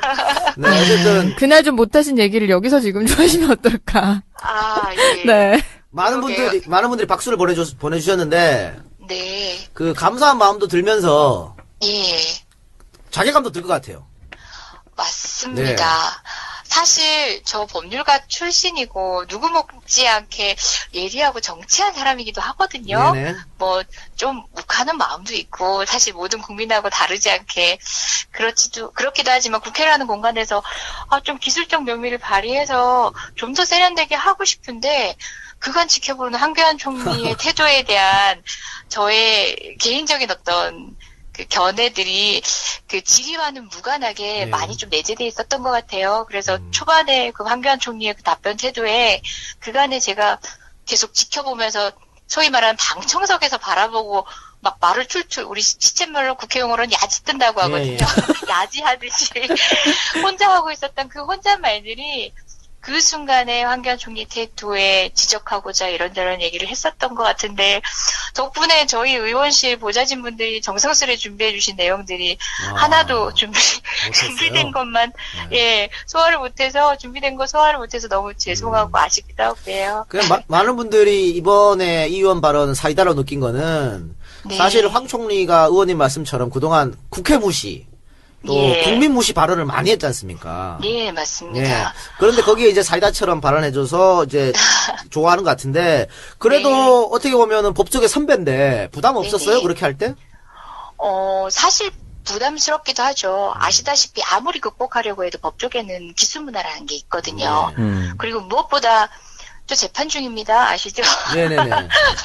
소위 그러니까 서열 문화에 대바라져 보이거나 또 아무리 그래도 국회의원과 국무위원 관계에서 그렇게 드러나는 퍼포먼스가 나중에 여론을 또 소위 말하는 역풍이라고 하죠. 네, 그럴 수 있죠. 그런 이미지로 달리 보일까봐 걱정돼서 그런 거는 사실상은 좀 지양하려고 합니다. 그런데 그 순간 그곳에서는 제 흥분도 흥분이지만 국민도 팟캐스트의 선명야, 청년들의 정치 공동구역, 청정구역, 그 21번째 방송 2부 시작하겠습니다. 네. 뭐 이렇게 좋아요? 뭐요? 빨리 끝나고 그 만나서 생각하니까 막 들떠요? 아이씨. 벌써 막 신나는 거죠. 생각만 해도 그냥. 아니, 오빠 내가 집에 가다 누구 만난 적 있어? 이거 끝나고 집에 가다가? 내가 집을 모르죠. 같이 안 사는데 같이 내가 가요? 어떡하? 아니, 지하철역에 같이 가거든요. 지하철 여기서 걸어서 한 5분입니다. 지하철에 가고 거기 따라갈 수 있죠. 뭐. 그렇죠. 지하철역 출구가 한 6개 되거든요. 제가 한 군데 들어가면 반대편에서 누가 톡 올라와서 그럴 수 있죠. 띠리리리리리. 내일 아침 방송도 가려면 힘들어요. 네, 알겠습니다. 아침 방송이 있는데도 저녁에. 그분이 그 지하철역에서 만나면서 그럴 수도 있어. 야, 저 창석이 좀 떼내면 안 돼? 이렇게. 꼭 우리가 이렇게 만나야 돼? 이러면서. 내가 뭐라고? 아, 참, 이 박근혜 최순실 게이트로 전국이 한 치 앞을 내다볼 수 없는 상황인데, 이런 얘기는 하고 있고, 우리가 이러면 안 돼요. 네. 그러다 보니 뭐, 사실 우리 방송이 내일 나가는데, 그 전에 또 뭐가 막 터질 수도 있고 그런 그럴 수도 거잖아요. 있죠. 그럼 좀 뒷북치는 거 되는 거 아닌가요? 터지고 있어요, 네, 지금도. 지금도 막 터지고 있어요. 뭐가, 사실 하루 자고 일어나면 새로운 게 터지기 때문에. 네. 참 어쩔 수 없죠. 흥미진진합니다. 네, 흥미진한. 생방송이 아닌 게 좀 안타까울다는 그러니까요. 네, 맞아요. 근데 생방송 나가면 큰일 나기 때문에. 네. 니네 둘을 내가 보호해줄 수가 없습니다. 생방송 올라가면. 나는 괜찮은데. 정말 괜찮아요? 난 괜찮죠. 아닐 것 같은데. 그럼 앞으로 편집 하나도 하지 마요. 창석이 거는 안 하는 걸로 그럼. 네. 나는 거의 안 했어요, 이미. 네, 2부 본격적인 주제 토크 들어가 보도록 하겠습니다.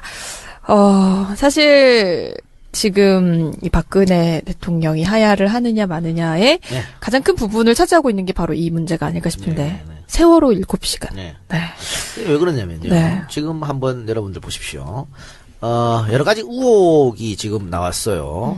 그런데 어떤 의혹을 제기하면 청와대에서 곧장 아니라 그럽니다. 일단, 통일은 대박이다. 네. 근데 최순실이가 한 거 아니냐. 수정한 거다. 네. 이게 검찰 발이거든. 검찰. 검찰에서 잠정 결론 내렸어. 네, 그런데 맞아요. 청와대가 아니다. 오보다. 그거 우리 대학 교수가 쓴 저서를 인용한 거다. 이렇게 바로 반박합니다.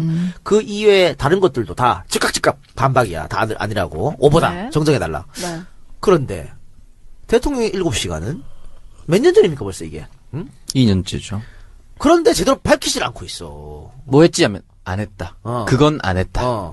그러면서 최근에 정영국 대변인이 15번이나 대통령이 보고를 받았다. 알았다고. 니네 계속 몇 번 보고를 17번인가 15번 했다며. 보고 받는 거. 어디서 받았냐고. 어디서. 그걸 얘기 안 해주고 있잖아. 전화로 받을 수도 있는 거고.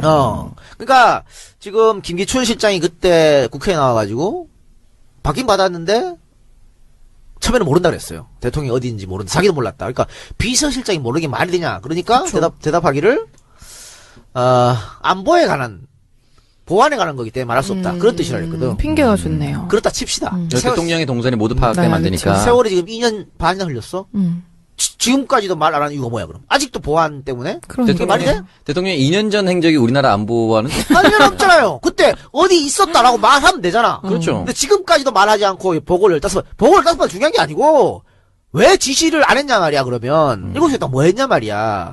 정말 어떻게 보면은 따져먹고 싶지 않았을까 하는 생각이 저 자족인지 모르겠지만 그 순간 들었고 또 많은 의원님들이 저보다도 더 열을 내서 여러분 방송 보시면서는 들리셨는지 모르겠지만 절대적 공감을 해주시는데 거기에 더 업됐나 봐요 제가. 네. 네. 사실 국민의 마음 그대로 전하자면은 더 했어도 황 총리는 감당했어야 마땅하다고 생각합니다. 맞습니다. 네. 그날 못했던 발언이 많이 있다는데 몇 개만 소개해 주세요. 사실 저희가 뭐 수사기관도 아니고 새로운 팩트나 제보를 통해서 드러내려고 했던 건 아니고요. 네. 저는 이제 황 총리가 굉장히 그날도 살짝 언급은 했지만 소위 말하는 기름장어라는 별명을 가지고 답변을 굉장히 노련하게 빠져나가서 세련돼 보이기까지 했어요. 네. 근데 그날 제가 실은 준비했던 발언 내용들은 뭐였냐면 황 총리의 그 세련된 발언 가운데 모순된 내용들이 굉장히 많았고요. 그걸 유형별로 좀 정리를 했었어요. 그래서 황 총리가 지금은 전국 수습 단계에서 난 최순실 아무것도 몰랐어요 하면서 허수아비 총리인 것처럼 그렇게 서 있지만 사실상 한교안이 적극적으로 이 사태에 가장 크게 부역한 사람 중에 한 명이라는 걸 좀 그간의 발언이나 태도로 미루어서 보여주고 싶었어요. 그 가운데는 또 황 총리 태도에 대한 지적도 물론 있었어요. 심지어 그분 발언 중에 우리 의원님이 그 발언할 때 바로바로 못 쳐서 아쉬웠던 발언 중에 하나가 뭐냐면 증거 확보하라 뿐만 아니라 본인이 뭐라고 얘기하냐면요. 총리인데, 명색이 총리인데 그냥 증거도 아니고 증거 능력 있는 증거에 의해서만 자기는 움직인다라고 얘기를 했어요. 근데 그 법정에서조차도 증거 능력이라는 말은 소위 민사법 있잖아요. 돈 내라 뭐 이렇게 얘기할 때는 그런 증거 능력을 요구하지 않거든요. 그야말로 검사 마인드인 거예요. 증거 능력 있는 증거를 가져와라 뭐 이런 발언부터 시작해서 정말 기가 막힌 발언들을 사실 뭐 종합 선물 세트로 준비를 했었어요. 그날 못 해가지고 그냥 고의 드렸죠. 다음에 할 기회가 있겠죠, 뭐. 예, 근데 뭐 그분도 자리를 오래 유지하실 처지는 아닌 것 같아서. 그렇네요. 다음에 법정에서 하세요. 또 뵙기가 힘들 것 같아요. 그래, 저도 그 황 총리 발언 중에 생각나는 게 뭐 의혹에는 책임이 따른다면서 겁박했던 장면도 생각나고 그렇습니다. 그렇죠. 예. 예. 본인이 얘기할 때는 굉장히 확신을 가지고 얘기하고 상대방이 얘기하면 이 많은 언론이 그것도 그냥 뭐 인터넷 몇 언론이 아니라 소위 말하는 보수 주류 언론까지 같이 동조해서 하는 얘기들도 근거가 없다는 식으로 네네. 그렇게 무시했었죠. 예.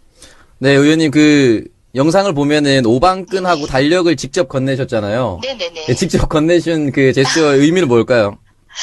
사실 그거는 이 말은 꼭 하고 싶어요. 먼저 이제 직접 건네게 된 건 당초 계획 안에는 없었던 거고요. 네. 오방 그 달력과 오방실 자체 그 자체만 보면 그건 죄가 없어요. 네. 그렇죠. 저희도 민속학적 연구도 하고 많은 분들이 지적도 하고 계신데요. 저희 태극기 안에도 음양 오행이라든지 여러 가지 의미들을 담고 있잖아요. 네. 다만 그 태생의 근거가 태극기를 만들 당시랑 지금 최순실이라는 사람이 그런 부분에 관심이 있고 우리 하니까 그 향정시성 의약품에 관계된 대장을 파기하냐고. 네. 그건 파기하는 것 자체가 불법이에요. 5년간 보관하게 돼 있어. 근데 파기했다? 갑자기? 이상하잖아? 우리 요즘 그 의약분업 이후에 일반 시민이 병원 가서 처방제 맞는 거 그것도 다 보관하게 돼 있는 거예요. 네. 근데 이게 이제 그 2012년에서 2013년 정도에 최 씨의 이용이 좀 이 병원에서 잦았을 것이다라는 추정이 나오고 있는데 이게 이제 이 부분의 기록이 존재하지 않는 걸로 최종 확인이 되면 이것을 의혹으로 그냥 묻혀지는 거잖아요. 그래서 이거는 아예 이미 파기를 했다니까. 네. 근데 하드에는 남아 있을 수 있어요. 그러니까요. 일단 문서는 파기했지만 좀 뭐 수기로 적을 수도 있지만은 요즘은 수기를 거의 안 하잖아요. 그러니까 하드에 남아 있으면 그걸 한번 봐볼 필요가 있고. 근데 아직까지 처음 의원에 대한 조사에서도 이제 마약류 투약 관리에서 이제 특별한 위반 사항 발견이 되지 않았다라고 밝혀지고 있는 상황이긴 한데. 그건 못 믿겠고요. 네. 일단 2010년부터 최순실하고 최순득이가 대리로 타갔다는 거잖아. 근데 그렇죠. 대리로 타갈 때 뭐라고 적었냐면 대표, 그다음에 안간. 이렇게 적었다는 거잖아. 네. 이 대표는 이제 한나라당 대표 시절을 뜻하겠죠. 네. 박근혜가. 청은 청와대, 안은 안가 이렇게 뜻하겠죠. 네. 그러면 최순득이 지가 필요해서 타가면요. 대표 청 안 쓸 필요가 없지. 최순실 그렇죠. 쓰면 되지. 뒤차 타가면 되지. 그렇죠. 그리고 최순득이는 지금 건강에 앉아서 주사 맞을 상황도 아니라 그랬거든. 그러면 이걸 왜 타갔냐고. 대표 청 안 써가면서. 그럼 박근혜가 필요해서 갖고 간 거잖아요. 그러니까 대표 시절부터 누군가가 대신 이렇게 본인이 있다는 거죠. 받을 거라면 본인이 이름을 썼다. 네. 쓰면 된다는 건데. 지금 오늘 그 저녁 11월 14일 저녁 7시 국민일보 단독에 보면은 보건복지부 관계자가 서울 강남구 보건소를 조사를 했는데 차움병원에서 기록을 조사한 결과 2011년부터 VIP라는 용어가 3회에서 4차례 적혀 있었다. 그리고 2014년 10월 마지막으로 등장한다. 라고 나와 있다고 합니다. 그러니까 말이죠. 예. VIP라는 용어는 결국은 대통령 말고는 없죠. 그러니까. 그래서 이건 뭐 확실히 봐야 되는데 그 주사제 약물이 뭔지 참 의심스럽습니다. 도대체 뭘 맞았을까? 도대체 뭘 했는지 그것만 밝혀진다면은 이 모든 연결고리가 풀어질 수 있는 것이죠. 그래서 대통령이 버티면 버틸수록 이런 게 계속 나올 수밖에 없어요. 그러니까 저는 이런 험한 게 나오기 전에 대통령이 좀 내려와서 진짜 망신스러운 일이 좀 덜 뻗쳤으면 합니다. 세계 최초 아닐까? 그쵸. 정상이 이상한 약물을 받았다 그러면 만약에 간나라의 수장이 마약 전국이 되는 거예요, 그냥. 참, 박 대통령은 취임하기 전부터 이 병원에서 논란이 되고 있는 병원에서 진료를 받았다고 하는데, 이곳이 차움병원이라고, 네. 정말 VVIP들만 가는 곳이라고 합니다. 회원권의 가격이 15,000원 정도. 15,000원을 넘는다고. 있죠. 1억 5천이겠죠. 네, 그쵸. 죄송합니다. 1억 5천만 원. 15,000에 가고 싶어요? 죄송합니다. 1억 5천만 약간 가고 싶은 마음은 있는 거야, 그냥. 15,000에 가겠는데. 야, 나도 옛날 때 여기서, 야, 나도 한번 가고 싶다, 이런 거 아니야. 이분들한테. 본인도 안 가, 직원이에요. 이제- 본인도 안 가라고 쓰세요. 안 가라고 저거. 아니, 그러니까 1억 5천이 이분들한테는 15,000원 정도 됐을 것이다. 그런 라는 의미에서. 생각인 거죠. 네. 어쨌든 이쪽이 이제 전문 분야가 안티에이징이니까. 네, 그쵸. 우리는 뭐 아직은 저도 괜찮잖아. 네. 안티에이징 받을 필요가 없죠. 나이 되기 전에 1억 5천원 원을 마련해야 될 마련해서 텐데. 안티에이징 받을 수 지금 약간 환승센터에 네. 있는 친구도 모금 운동하면 뭐, 금방 나오지 않을까요? 그리고 이 김영재 성형외과 같은 경우에도 네. 이분이 그 청와대에 세월호 터졌을 때, 우리 국민들도 수차례 보고 받았어요. 그러니까. 그렇기 때문에 결국은 이거는 7시간 갈 수밖에 없어요. 그래서 지금 아까 우리가 일부에서 얘기했던 거, 네, 뭐 주사할 때 강남 성형외과. 그 사람 관련. 자꾸 거짓말하는 거. 네, 네, 네. 그 사람 사실 거짓말할 이유가 없잖아요. 그쵸, 있는 대로 얘기하면 되죠. 나 뭐 예를 들면 지금 뭐 비타민제 어쩌고 하잖아. 네. 그래 비타민제 놔줬다. 그런데 그것도 주치의가 옆에 있어야 돼요. 그쵸, 대통령 몸에. 대통령의 모든 건강관리 주치의가 다 하는 거야. 네. 근데 주치의가 자기 전공 분야가 있잖아요. 네. 그 비전공 분야 쪽에 아니 아프면 어떡해. 그러면 뭐 예를 들어 전공의가 산부인과야. 주치의가 산부인과입니다. 그런데 대통령이 뭐 내과 쪽으로 아파. 그러면 내과 전문의를 또 부르고 이렇게 하는 거거든. 그렇죠. 그렇게 하는 건데 이번 같은 경우에 비타민제를 했다 그래도 그 주치의는 항상 옆에서 있어서 모든 건강관리를 체크해야 됩니다. 그게 정상인데 그게 안 됐다고 칩시다. 그러면 진짜 비타민제라면 대통령이 성형 시술을 하는데 그 주치의한테 쪽팔리니까 그럴 수 있다 치자고. 그런데 왜 거짓말 하냐 말이야. 사실대로 그래 비타민제인데 사실을 뭐 주치의한테 말하기 좀 그래서 안 했다고 하면 되지. 그렇죠. 근데 계속 거짓말을 하고 있기 때문에 그러면 주치의가 알면 안 되는 것들을 시술했다 이렇게밖에 생각할 수 없는 거야. 그러면 뭐야 그게 비타민제는 아니란 말이지.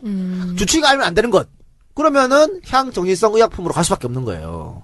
그리고 그게 계속 거짓말이 나오니까 그러면 결국은 7시간도 향정신성 의약품과 밀접한 관련이 있는 게 아니냐고 추측할 수 있는 거지. 네. 그러니까 이제 향정신성의 작용이라든지 효능이라든지 시술 받는 전후 시간이 정황상 7시간이 들어만다라고 계속 의혹이 불거질 수밖에 없는 거죠. 그러니까 이 의혹을 아니라고 예를 들어 정확하게 증명을 하려면 정확하게 대통령 7시간 동안 10시 반에 어디 있었고 11시엔 어디 있었고 12시엔 어디 있었고 말하면 되는 거예요. 그러니까요. 그렇죠. 조선시대에도 조선왕조실록을 다 빼곡히 써놨습니다. 지금 우리나라 21세기에 어디 있었고 어디든지 다 알아야죠, 당연히. 근데 솔직한 얘기로 지금 청와대에서 대통령이 10시 반에 본관에 있었고 12시에 뭐 사저에 있었고 이렇게 말한다고 해서 우리가 알 방법이 있어요? 모르죠.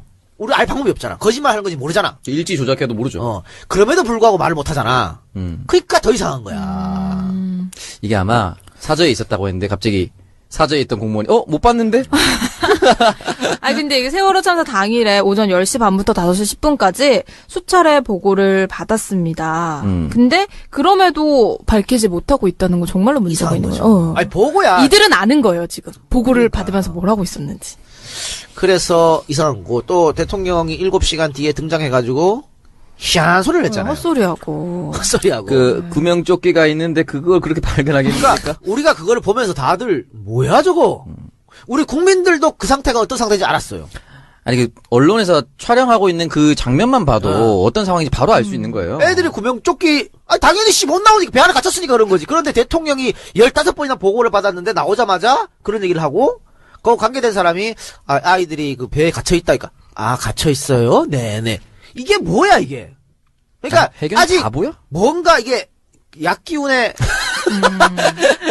그럴 수 있는 거잖아. 잠이 덜 깬. 잠이 덜 깬. 그런 것처럼 계속 보이는 거죠. 그래서 이상하다는 거예요. 그리고 이거 김모 원장은 왜 자꾸 거짓말을 하냐 말이야. 그러니까요. 그렇죠. 좀 말이라도 맞추고 나오든가. 계속 틀릴 거짓말을 왜? 그리고 그 성형외과 병원에서 왜 JTBC가 보도하기 시작하고 또 취재를 하기 시작. 향정신성의 작용이라든지 효능이라든지 시술 받는 전후 시간이 정황상 7시간이 들어만다라고 계속 의혹이 불거질 수밖에 없는 거죠. 그러니까 이 의혹을 아니라고 예를 들어 정확하게 증명을 하려면 정확하게 대통령 7시간 동안 10시 반에 어디 있었고 11시엔 어디 있었고 12시엔 어디 있었고 말하면 되는 거예요. 그러니까요. 그렇죠. 조선시대에도 조선왕조실록을 다 빼곡히 써놨습니다. 지금 우리나라 21세기에 어디 있었고 어디든지 다 알아야죠, 당연히. 근데 솔직한 얘기로 지금 청와대에서 대통령이 10시 반에 본관에 있었고 12시에 뭐 사저에 있었고 이렇게 말한다고 해서 우리가 알 방법이 있어요? 모르죠. 우리 알 방법이 없잖아. 거짓말 하는 건지 모르잖아. 일지 조작해도 모르죠. 그럼에도 불구하고 말을 못 하잖아. 그러니까 더 이상한 거야. 이게 아마 사저에 있었다고 했는데 갑자기 사저에 있던 공무원이 못 봤는데? 근데 이게 세월호 참사 당일에 오전 10시 반부터 5시 10분까지 수차례 보고를 받았습니다. 근데 그럼에도 밝히지 못하고 있다는 건 정말로 문제가 있는 거예요. 아니 보고야. 이들은 아는 거예요, 지금. 보고를 받으면서 뭘 하고 있었는지. 그래서 이상한 거. 또 대통령이 7시간 뒤에 등장해가지고 희한한 소리를 했잖아요. 헛소리하고. 구명조끼가 있는데 그걸 그렇게 발견하겠습니까? 그러니까 우리가 그거를 보면서 다들 뭐야 저거? 우리 국민들도 그 상태가 어떤 상태인지 알았어요. 아니 언론에서 촬영하고 있는 그 장면만 봐도 어떤 상황인지 바로 알 수 있는 거예요. 애들이 구명조끼 당연히 못 나오니까 배 안에 갇혔으니까 그런 거지. 그런데 대통령이 15번이나 보고를 받았는데 나오자마자 그런 얘기를 하고 그 관계된 사람이 아이들이 그 배에 갇혀 있다니까. 갇혀 있어요? 네네. 이게 뭐야 이게? 그러니까 아직 바보야? 뭔가 이게 약기운에 잠이 덜 깬. 잠이 덜 깬. 그런 것처럼 계속 보이는 거죠. 그래서 이상하다는 거예요. 그리고 이거 김모 원장은 왜 자꾸 거짓말을 하냐 말이야. 그렇죠. 좀 말이라도 맞추고 나오든가. 계속 틀릴 거짓말을 왜? 그리고 그 성형외과 병원에서 왜 JTBC가 보도하기 시작하고 또 취재를 하기 시작하니까 그 향정신성 의약품에 관계된 대장을 파기하냐고. 네. 그건 파기하는 것 자체가 불법이에요. 5년간 보관하게 돼 있어. 근데 파기했다? 갑자기? 이상하잖아? 우리 요즘 그 의약분업 이후에 일반 시민이 병원 가서 처방제 맞는 거 그것도 다 보관하게 돼 있는 거예요. 네. 근데 이게 이제 2012년에서 2013년 정도에 최 씨의 이용이 좀 이 병원에서 잦았을 것이다라는 추정이 나오고 있는데 이게 이제 이 부분의 기록이 존재하지 않는 걸로 최종 확인이 되면 이것을 의혹으로 그냥 묻혀지는 거잖아요. 그래서 이거는 이미 파기를 했다니까. 네. 근데 하드에는 남아 있을 수 있어요. 그러니까요. 일단 문서는 파기했지만 좀 수기로 적을 수도 있지만은 요즘은 수기를 거의 안 하잖아요. 그러니까 하드에 남아 있으면 그걸 한번 봐볼 필요가 있고. 근데 아직까지 차움 의원에 대한 조사에서도 이제 마약류 투약 관리에서 이제 특별한 위반 사항 발견이 되지 않았다라고 밝혀지고 있는 상황이긴 한데. 못 믿겠고요. 네. 일단 2010년부터 최순실하고 최순득이가 대리로 타갔다는 거잖아. 그렇죠. 대리로 타갈 때 뭐라고 적었냐면 대표, 그다음에 안 이렇게 적었다는 거잖아. 네. 이 대표는 이제 한나라당 대표 시절을 뜻하겠죠. 네. 박근혜가. 청은 청와대, 안은 안가 이렇게 뜻하겠죠. 네. 그러면 최순득이 지가 필요해서 타가면요. 대표 청 안 쓸 필요가 없지. 최순실 쓰면 되지. 뒤차 타가면 되지. 그렇죠. 그리고 최순득이는 지금 건강에 안 좋아서 주사 맞을 상황도 아니라 그랬거든. 그러면 이걸 왜 타갔냐고. 대표 청 안 써가면서. 그럼 박근혜가 필요해서 갖고 간 거잖아요. 그러니까 대표 시절부터 누군가가 대신 이렇게 본인이 있다는 거죠. 받을 거라면 본인이 이름 썼다. 네. 쓰면 된다는 건데. 지금 오늘 저녁 11월 14일 저녁 7시 국민일보 단독에 보면은 보건복지부 관계자가 서울 강남구 보건소를 조사를 했는데 차움병원에서 기록을 조사한 결과 2011년부터 VIP라는 용어가 3회에서 4차례 적혀 있었다. 그리고 2014년 10월 마지막으로 등장한다. 라고 나와 있다고 합니다. 그러니까 말이죠. 예. VIP라는 용어는 결국은 대통령 말고는 없죠. 그러니까. 그래서 이건 뭐 확실히 봐야 되는데 그 주사제 약물이 뭔지 참 의심스럽습니다. 도대체 뭘 맞았을까? 도대체 뭘 했는지. 그것만 밝혀진다면은 이 모든 연결고리가 풀어질 수 있는 것이죠. 그래서 대통령이 버티면 버틸수록 이런 게 계속 나올 수밖에 없어요. 그러니까 저는 이런 험한 게 나오기 전에 대통령이 좀 내려와서 진짜 망신스러운 일이 좀 덜 뻗쳤으면 합니다. 세계 최초 아닐까? 그쵸. 정상이 이상한 약물을 받았다 그러면 만약에 간나라의 수장이 마약 정국이 되는 거예요. 그냥. 참 박 대통령은 취임하기 전부터 이 병원에서 논란이 되고 있는 병원에서 진료를 받았다고 하는데 이곳이 차움병원이라고 정말 VVIP들만 가는 곳이라고 합니다. 회원권의 가격이 15,000원 정도. 15,000원을 넘는다고. 있죠. 1억 5천이겠죠. 네, 그렇죠. 죄송합니다. 1억 5천만 원. 15,000에 가고 싶어요? 죄송합니다. 1억 5천. 약간 가고 싶은 마음은 있는 거야, 그냥. 15,000에 가겠는데. 야, 나도 옛날 때 여기서, 나도 한번 가고 싶다, 이런 거 아니야. 팟캐스트의 선명야, 청년들의 정치 공동구역, 청정구역, 그 21번째 방송 2부 시작하겠습니다. 네. 뭐 이렇게 좋아요? 뭐요? 빨리 끝나고 그 만나자고 생각하니까 막 들떠요? 아이씨. 벌써 막 신나는 거죠. 생각만 해도 그냥. 아니, 오빠 내가 집에 가다 누구 만난 적 있어? 이거 끝나고 집에 가다가? 내가 집을 모르죠. 같이 안 사는데 같이 내가 가요? 어떡해. 아니, 지하철역에 같이 가거든요. 지하철 여기서 걸어서 한 5분입니다. 지하철에 가고 거기 따라갈 수 있죠. 뭐. 그렇죠. 지하철역 출구가 한 6개 되거든요. 제가 한 군데 들어가면 반대편에서 누가 톡 올라와서 그럴 수 있죠. 띠리리리리리. 내일 아침 방송도 가려면 힘들어요. 네, 알겠습니다. 아침 방송이 있는데도 저녁에. 그분이 그 지하철역에서 만나면서 그럴 수도 있어. 야, 저 창석이 좀 떼내면 안 돼? 이렇게. 꼭 우리가 이렇게 만나야 돼? 이러면서. 내가 뭐라고. 아, 참, 이 박근혜 최순실 게이트로 전국이 한 치 앞을 내다볼 수 없는 상황인데, 이런 얘기는 하고 있고, 우리가 이러면 안 돼요. 네.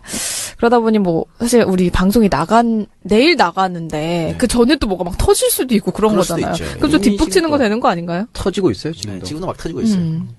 뭐가, 사실 하루 자고 일어나면 새로운 게 터지기 때문에. 네. 참 어쩔 수 없죠. 흥미진진합니다. 네, 흥미진합니다. 생방송이 아닌 게 좀 안타까울다. 그러니까요. 네, 맞아요. 근데 생방송 나가면 큰일 나기 때문에. 네. 니네 둘을 내가 보호해줄 수가 없습니다. 생방송 올라가면. 나는 괜찮은데. 정말 괜찮아요? 나는 괜찮죠.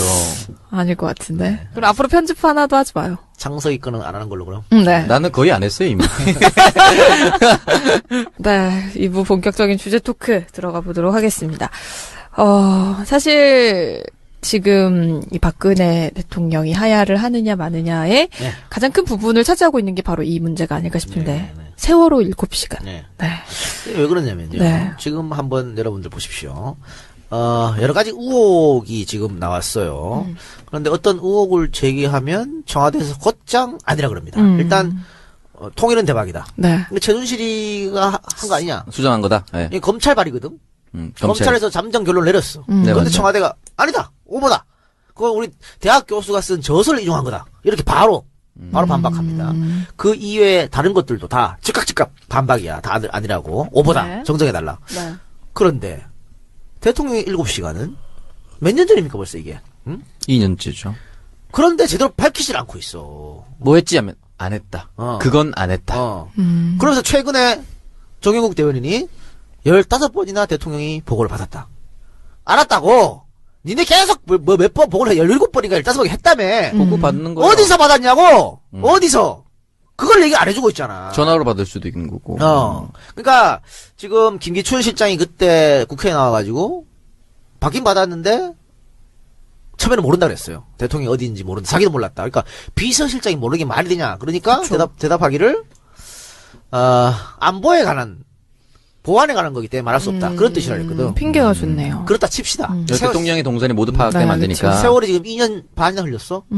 지금까지도 말 안 하는 이유가 뭐야 그럼? 아직도 보안 때문에? 그게 말이 돼? 대통령의 2년 전 행적이 우리나라 안보와는 아니면 없잖아요. 그때 어디 있었다라고 말하면 되잖아. 그렇죠. 근데 지금까지도 말하지 않고 보고를 15번 중요한 게 아니고 왜 지시를 안 했냐 말이야 그러면 7시에 딱 뭐 했냐 말이야. 세월호 터졌을 때 우리 국민들도 수차례 보고 받았어요. 그러니까. 그렇기 때문에 결국은 이거는 7시간 갈 수밖에 없어요. 그래서 지금 아까 우리가 1부에서 얘기했던 거 네, 뭐 주사한테 강남 성형외과. 그 사람 관련. 자꾸 거짓말하는 거. 네. 그 사람 사실 거짓말할 이유가 없잖아요. 그렇죠. 있는 대로 얘기하면 되죠. 나 뭐 예를 들면 지금 뭐 비타민제 어쩌고 하잖아. 네. 그래 비타민제 놔줬다. 그런데 그것도 주치의가 옆에 있어야 돼요. 그렇죠. 대통령 몸에. 대통령의 모든 건강관리 주치의가 다 하는 거야. 네. 근데 주치의가 자기 전공 분야가 있잖아요. 네. 그 비전공 분야 쪽에 만약 아프면 어떡해. 그러면 뭐 예를 들어 전공의가 산부인과야. 주치의가 산부인과입니다. 그런데 대통령이 뭐 내과 쪽으로 아파. 그러면 내과 전문의를 또 부르고 이렇게 하는 거거든. 그렇죠. 그렇게 하는 건데 이번 같은 경우에 비타민제를 했다 그래도 그 주치의는 항상 옆에서 있어서 모든 건강관리를 체크해야 됩니다. 그게 정상인데 그게 안 됐다고 칩시다. 그러면 진짜 비타민제라면 대통령이 성형 시술을 하는데 그 주치의한테 쪽팔리니까 그럴 수 있다 치자고. 그런데 왜 거짓말 하냐 말이야. 사실대로 그래 비타민제인데 사실을 뭐 주치의한테 말하기 좀 그래서 안 했다고 하면 되지. 그렇죠. 근데 계속 거짓말을 하고 있기 때문에 그러면 주치의가 알면 안 되는 것들을 시술했다 이렇게밖에 생각할 수 없는 거야. 그러면 뭐야 그게 비타민제는 아니란 말이지. 주치의가 알면 안 되는 것 그러면은 향정신성 의약품으로 갈 수밖에 없는 거예요. 그리고 그게 계속 거짓말이 나오니까 그러면 결국은 7시간도 향정신성 의약품과 밀접한 관련이 있는 게 아니냐고 추측할 수 있는 거지. 그러니까 이제 어떤 것들이 있어요. 네. 사실 사이다 발언이라고 하지만 그런 식으로 우선 이제 두드러져 보이는 발언들이 사실 뭐 그 의원만 부각돼 보이겠지만 그 이상으로 고군분투하는 많은 동료 의원들이 있으시거든요.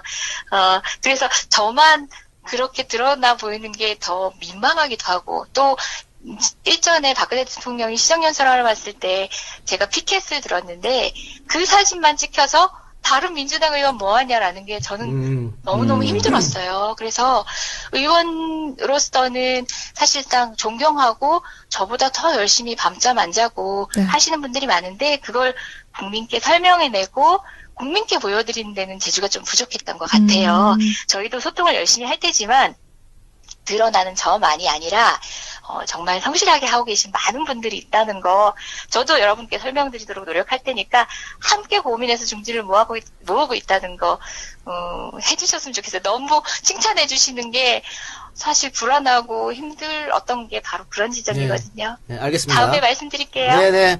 너무 귀여운 척 하지 마시고요. 저 완전 귀엽잖아요. 자, 저 그거 빼면 시체입니다. 알겠습니다. 의원님 짱이에요. 응원합니다. 네, 고맙습니다. 건강하세요. 고맙습니다. 네, 핵사이다 발언으로 화제가 되신 이재정 의원과 전화 인터뷰 진행을 해봤습니다. 앞으로도 우리 국민들을 속 시원하게 해주는 의정활동 기대를 해보도록 하고요. 말씀하신 대로 숨어있는 곳에서 고생하시는 많은 분들의 노고들 또 저희가 기억을 했으면 좋겠습니다. 네, 그럼 광고 듣고 와서 다음 주제에 이어가 보도록 하겠습니다. 네, 2부의 첫 번째 광고는 가네쉬 다이어리 광고였습니다. 다이어리 광고인데 이제 연말이잖아요. 그렇죠. 연말연시에 이제 우리가 고민하는 것 중에 하나가 바로 이 다이어리입니다. 어떤 다이어리를 골라볼까 고민하시는 분들에게 한번 저희가 소개를 해드리고 싶은데요. 3년, 5년, 그리고 10년까지 기록을 한 권에 담을 수 있는 가네쉬 다이어리입니다. 1년이 아니죠. 3년, 5년, 10년인데 3년 다이어리 같은 경우에는 우리 고등학교 중학교에서 고등학교로 올라가는 수험생들의 공부 계획 노트, 또 새내기들의 새 출발 다이어리로 좋을 것 같고, 5년 다이어리는 사업가의 비즈니스 노트, 재테크 노트, 이런 거 좋을 것 같고요. 10년 다이어리는 우리 아기들의 육아일기라든지, 리더의 업무 관리 노트로 아주 사용하기 좋다고 합니다. 작성법에 대한 설명도 아주 친절하게 나와 있어서, 3년, 5년, 10년 하면은 아주 그냥 막막하게 느껴지실 수도 있는데, 쉽게 시작할 수 있다고 합니다. 또 튼튼한 하드커버로 제작이 돼서 오래도록 보관할 수 있고요. 인생과 운명을 바꾸는 가네쉬 다이어리와 함께 2017년 준비해보시는 건 어떨까요? 네이버에서 가네쉬 다이어리 검색하시거나 문의전화 02-2277-2222 네, 2277-2222 네, 전화 주시면 되겠습니다. 소량 주문 상담도 환영이라고 하니까요. 관심 가져보시면 좋을 것 같아요. 저 10년 다이어리 선물 받았어요. 진짜 오창석 평당원도 하나 있으시잖아요. 저는 10년 다이어리 2권 사서 우리 당에 기부하고 싶습니다. 한 20년 직권 밀지를 쓰라고. 의미 있는 선물이네요. 그럼 저도 5년 다이어리를 사가지고, 다음 적금 교체해서 5년 동안 청와대에 있었던 일을 쭉 쓰는 걸로. 네? 안 되나요? 안 되나요? 한번 차차기 노려보세요, 차차기. 알겠습니다. 네. 차기는 왜 안 되나요? 차기는 조금 힘들 것 같아요. 알겠습니다. 나중에 가보면 그 5년짜리 성남시청 시장실에서 발견되는 거 아닙니까? 아니, 그게 약간. 뭐라 갑니까? 다음 정권이 교체가 되느냐 마느냐에 따라서 그게 옥중서관 이런 게 될 수도 있는 거고. 옥중서관 좋네. 징역 5년. 근데 박누리도 사실은 들어가기로 했잖아. 구내식당. 네, 그치. 구내식당 방송으로. 청와대 구내식당 방송으로. 네. 오늘의 반찬은? 네, 꿀직업입니다. 오늘 반찬은 닭도리탕. 닭도리탕 아니라 닭볶음탕입니다. 똑같다고 했어, 그때. 형이 똑같다고 해서 닭도리탕. 형 말은 다 맞는 말이죠. 그렇죠. 줄서기 제대로 하네요. 네, 다음 주제로 넘어가 보도록 하겠습니다. 저희가 청정구역 19회 방송에서 이야기를 했었죠. 부산 LCT 사건의 이영복 회장이 경찰에 체포가 됐습니다. 근데 최순실에 묻혀서 크게 보도가 되지는 않고 있는데, 체포 과정이 이게 은신처를 덮친 것도 아니고 자수를 했어요? 그 양반 20년이라도 그랬어요. 신변 보호를 해달라는 요청을 했어요. 이분이 항상 이런 식인가요? 항상 그러지. 항상 도망갔다가 갑자기 나타나서 수사받고 입을 꼭 다물어. 나는 말하지 않겠다. 자물통이라고 그때 별명 말씀했죠. 그리고 그때는 집행유예 받았는데 이번에도 죽을 때까지 말 안 하겠다 그랬어요. 그러니까 죽을 때까지. 봅시다. 과연 말을 안 할 수 있을지. 이번에는 절대 집행유예가 안 나와요. 이번에는 말 안 하고는 못 빼길 것이다. 그럼 뭐 자물통이 자랑이냐? 그러니까. 나쁜 짓 저지르고 자물통이 자랑인 것처럼 얘기해. 요번에는 잡혀 들어가면 그게 용광로라는 걸 한번 알려드리겠습니다. 자물통이고 나발이고 다 녹여버리는. 많았고요. 그걸 유형별로 좀 정리를 했었어요. 그래서 황 총리가 지금은 전국 수습 단계에서 난 최순실 아무것도 몰랐어요 하면서 허수아비 총리인 것처럼 그렇게 서 있지만 사실상 황교안이 적극적으로 이 사태에 가장 크게 부역한 사람 중에 한 명이라는 걸 좀 그간의 발언이나 태도로 미루어서 보여주고 싶었어요. 그 가운데는 또 황 총리 태도에 대한 지적도 물론 있었어요. 심지어 그분 발언 중에 우리 의원님이 그 발언할 때 바로바로 못 쳐서 아쉬웠던 발언 중에 하나가 뭐냐면 증거 확보하라 뿐만 아니라 본인이 뭐라고 얘기하냐면요. 총리인데, 명색이 총리인데 그냥 증거도 아니고 증거 능력 있는 증거에 의해서만 자기는 움직인다라고 얘기를 했어요. 근데 그 법정에서조차도 증거 능력이라는 말은 소위 민사법 있잖아요. 돈 내라 뭐 이렇게 얘기할 때는 그런 증거 능력을 요구하지 않거든요. 그야말로 검사 마인드인 거예요. 증거 능력 있는 증거를 가져와라 뭐 이런 발언부터 시작해서 정말 기가 막힌 발언들을 사실 뭐 종합 선물 세트로 준비를 했었어요. 그날 못 해가지고 그냥 고의 드렸죠. 다음에 할 기회가 있겠죠, 뭐. 예, 근데 뭐 그분도 자리를 오래 유지하실 처지는 아닌 것 같아서. 그렇네요. 다음에 법정에서 하세요. 또 뵙기가 힘들 것 같아요. 그래, 저도 그 황 총리 발언 중에 생각나는 게 뭐 의혹에는 책임이 따른다면서 겁박했던 장면도 생각나고 그렇습니다. 그렇죠. 예. 본인이 얘기할 때는 굉장히 확신을 가지고 얘기하고 상대방이 얘기하면 이 많은 언론이 그것도 그냥 뭐 인터넷 몇 언론이 아니라 소위 말하는 보수주류 언론까지 같이 동조해서 하는 얘기들도 근거가 없다는 식으로 그렇게 무시했었죠. 예. 네, 의원님 그 영상을 보면은 오방끈하고 달력을 직접 건네셨잖아요. 네네네. 네, 직접 건네신 그 제스처의 의미는 뭘까요? 사실 그거는 이 말은 꼭 하고 싶어요. 먼저 이제 직접 건네게 된 건 당초 계획 안에는 없었던 거고요. 네. 오방 그 달력과 오방실 자체 그 자체만 보면 그건 죄가 없어요. 그렇죠. 저희도 민속학적 연구도 하고 많은 분들이 지적도 하고 계신데요. 저희 태극기 안에도 음양 오행이라든지 여러 가지 의미들 담고 있잖아요. 네. 다만 그 태생의 근거가 태극기를 만들 당시랑 지금 최순실이라는 사람이 그런 부분에 관심이 있고 우리 국정을 뒤흔들면서 자기가 관련 있는 사람들을 통해서 국정 예산으로, 정부 예산으로 그런 것들을 제작하고 있다는 그 자체에 대한 혐오감을 제가 드러낸 건데, 혹시, 그 전통 공예라든지 그 자체에 대한 혐오감에 겹쳐질까봐, 그리고 그런 비난들이 조금 저도 안타깝고 아쉽긴 해요. 그거 아니라는 거 다시 한번 설명드리고 싶고요. 네. 당시에는 저도 드릴 생각은 없었는데 하도 증거 가져오라고 그러고 대통령이 아니라고 얘기합니다 하고 툭 잡아떼고 계시길래 저도 즉흥적으로 했어요. 예. 네. 다들 뭐 이해하실 거라고 보고요. 그렇습니다. 단순 비하하려는 의도는 아니었으니까요. 저희 의원실에서는 막 그래요. 의원님 그거 하나밖에 없는데 황교안 총리님한테 다시 받아오세요. 레어한. 네. 그런데 지금 받아야 될 것 같아요. 네, 그렇습니다. 지금 이 대통령이 민심을 사실 수용하지 않는 그런 모습을 보이고 있잖아요. 네네. 그렇다면 다음 수순은 어떻게 돼야 된다고 생각을 하시나요? 예, 따끈따끈하게 뭐 말씀드리자면 저희 당 뭐 단계적 퇴진론 이런 거 제가 또 대변인이다 보니까 당 얘기부터 먼저 하네요. 당연히 짧은 하세요. 시간 안에. 예, 저희 의총이 조금 전에 막 끝났는데요.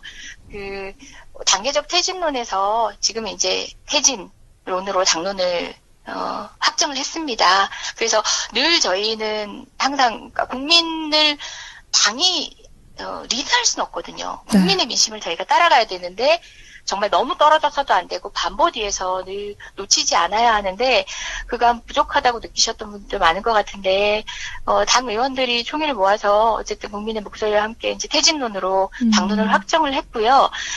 기술적인 부분은 뭐 많은 안들이 있을 거예요. 그런 해안들을 위해서 당장 뭐 똑 떨어지게 저희가 제시할 수 있는 게 하나의 안이 있는 건 아니지만 국민들의 민심이 기본적으로는 박근혜 대통령이 지금 그 상태에서 국정 수행하는 건 아니다. 손을 떼는 것뿐만 아니라 단순히 손을 떼는 것뿐만 아니라 퇴진을 해야 한다라는 데 있다는 건 명백하니까 방법론적인 고민은 국민들과 함께 그리고 또 뭐 정치인들, 학자들 또 뭐 헌법학자들과 함께 지금 지혜를 모아봐야죠. 네. 네, 그런 상황입니다. 그렇습니다. 요즘같이 참 답답한 전국에 속 시원한 발언 해주셔서 저희가 대신 감사를 드리고요. 우리 청정구역 청취자들에게 마지막으로 하고 싶으신 말 있으면 네 한마디 해주세요. 예, 저는 언제 더 긴 시간 말할 수 있는 기회가 되면 꼭 설명드리고 싶었던 이분들한테 본인도 안 가 직원이에요. 본인도 안 가라고 쓰세요.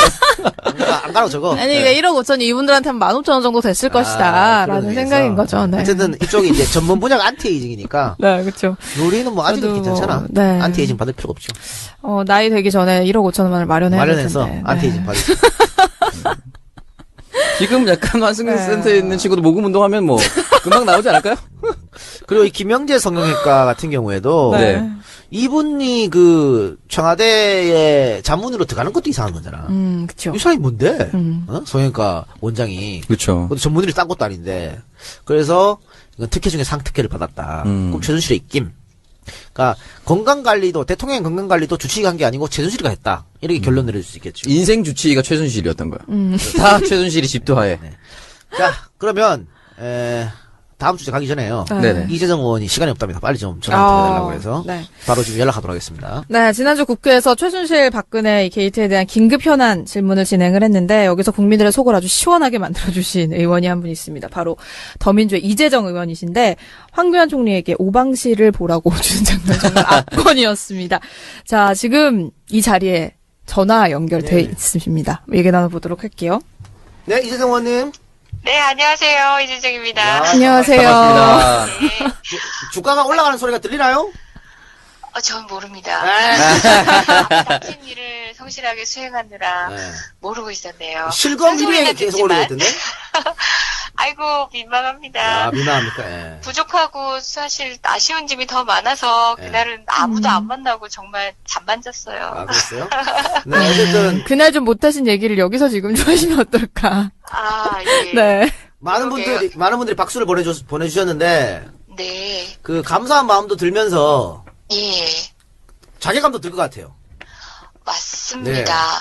사실 저 법률가 출신이고 누구 못지않게 예리하고 정치한 사람이기도 하거든요. 네네. 뭐 좀 욱하는 마음도 있고 사실 모든 국민하고 다르지 않게 그렇기도 하지만 국회라는 공간에서 좀 기술적 면밀을 발휘해서 좀 더 세련되게 하고 싶은데 그간 지켜보는 황교안 총리의 태도에 대한 저의 개인적인 어떤 그 견해들이 그 질의와는 무관하게 많이 좀 내재되어 있었던 것 같아요. 그래서 초반에 그 황교안 총리의 그 답변 태도에 그간에 제가 계속 지켜보면서 소위 말하는 방청석에서 바라보고 막 말을 툴툴 우리 시쳇말로 국회용어로는 야지 뜬다고 하거든요.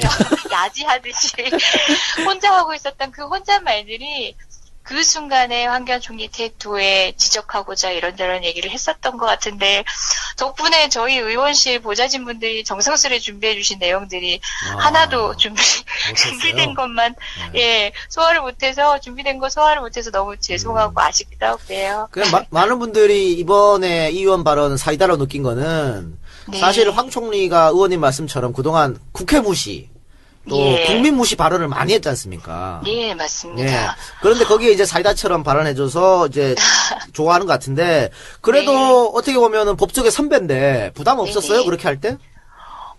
사실 부담스럽기도 하죠. 아시다시피 아무리 극복하려고 해도 법조계는 기수문화라는 게 있거든요. 그리고 무엇보다 저 재판 중입니다. 아시죠? 네네네. 소위 그러니까 서열 문화에 대바라져 보이거나 또 아무리 그래도 국회의원과 국무위원 관계에서 그렇게 드러나는 퍼포먼스가 나중에 여론을 또 소위 말하는 역풍이라고 하죠. 네, 그럴 수 있죠. 그런 이미지로 달리 보일까봐 걱정돼서 그런 거는 사실상은 좀 지양하려고 합니다. 그런데 그 순간 그곳에서는 제 흥분도 흥분이지만 국민도 정말 어떻게 보면은 따져먹고 싶지 않았을까 하는 생각이 저 자족인지 모르겠지만 그 순간 들었고 또 많은 의원님들이 저보다도 더 열을 내서 여러분 방송 보시면서는 들리셨는지 모르겠지만 절대적 공감을 해주시는데 거기에 더 업됐나 봐요, 제가. 네. 네. 사실 국민의 네. 마음 그대로 전하자면은 더 했어도 황 총리는 감당했어야 마땅하다고 생각합니다. 맞습니다. 네. 그날 못했던 발언이 많이 있다는데 몇 개만 소개해 주세요. 사실 저희가 뭐 수사기관도 아니고 새로운 팩트나 제보를 통해서 드러내려고 했던 건 아니고요. 네. 저는 이제 황 총리가 굉장히 그날도 살짝 언급은 했지만 소위 말하는 기름장어라는 별명을 가지고 답변을 굉장히 노련하게 빠져나가서 세련돼 보이기까지 했어요. 네. 근데 그날 제가 실은 준비했던 발언 내용들은 뭐였냐면 황 총리의 그 세련된 발언 가운데 모순된 내용들이 굉장히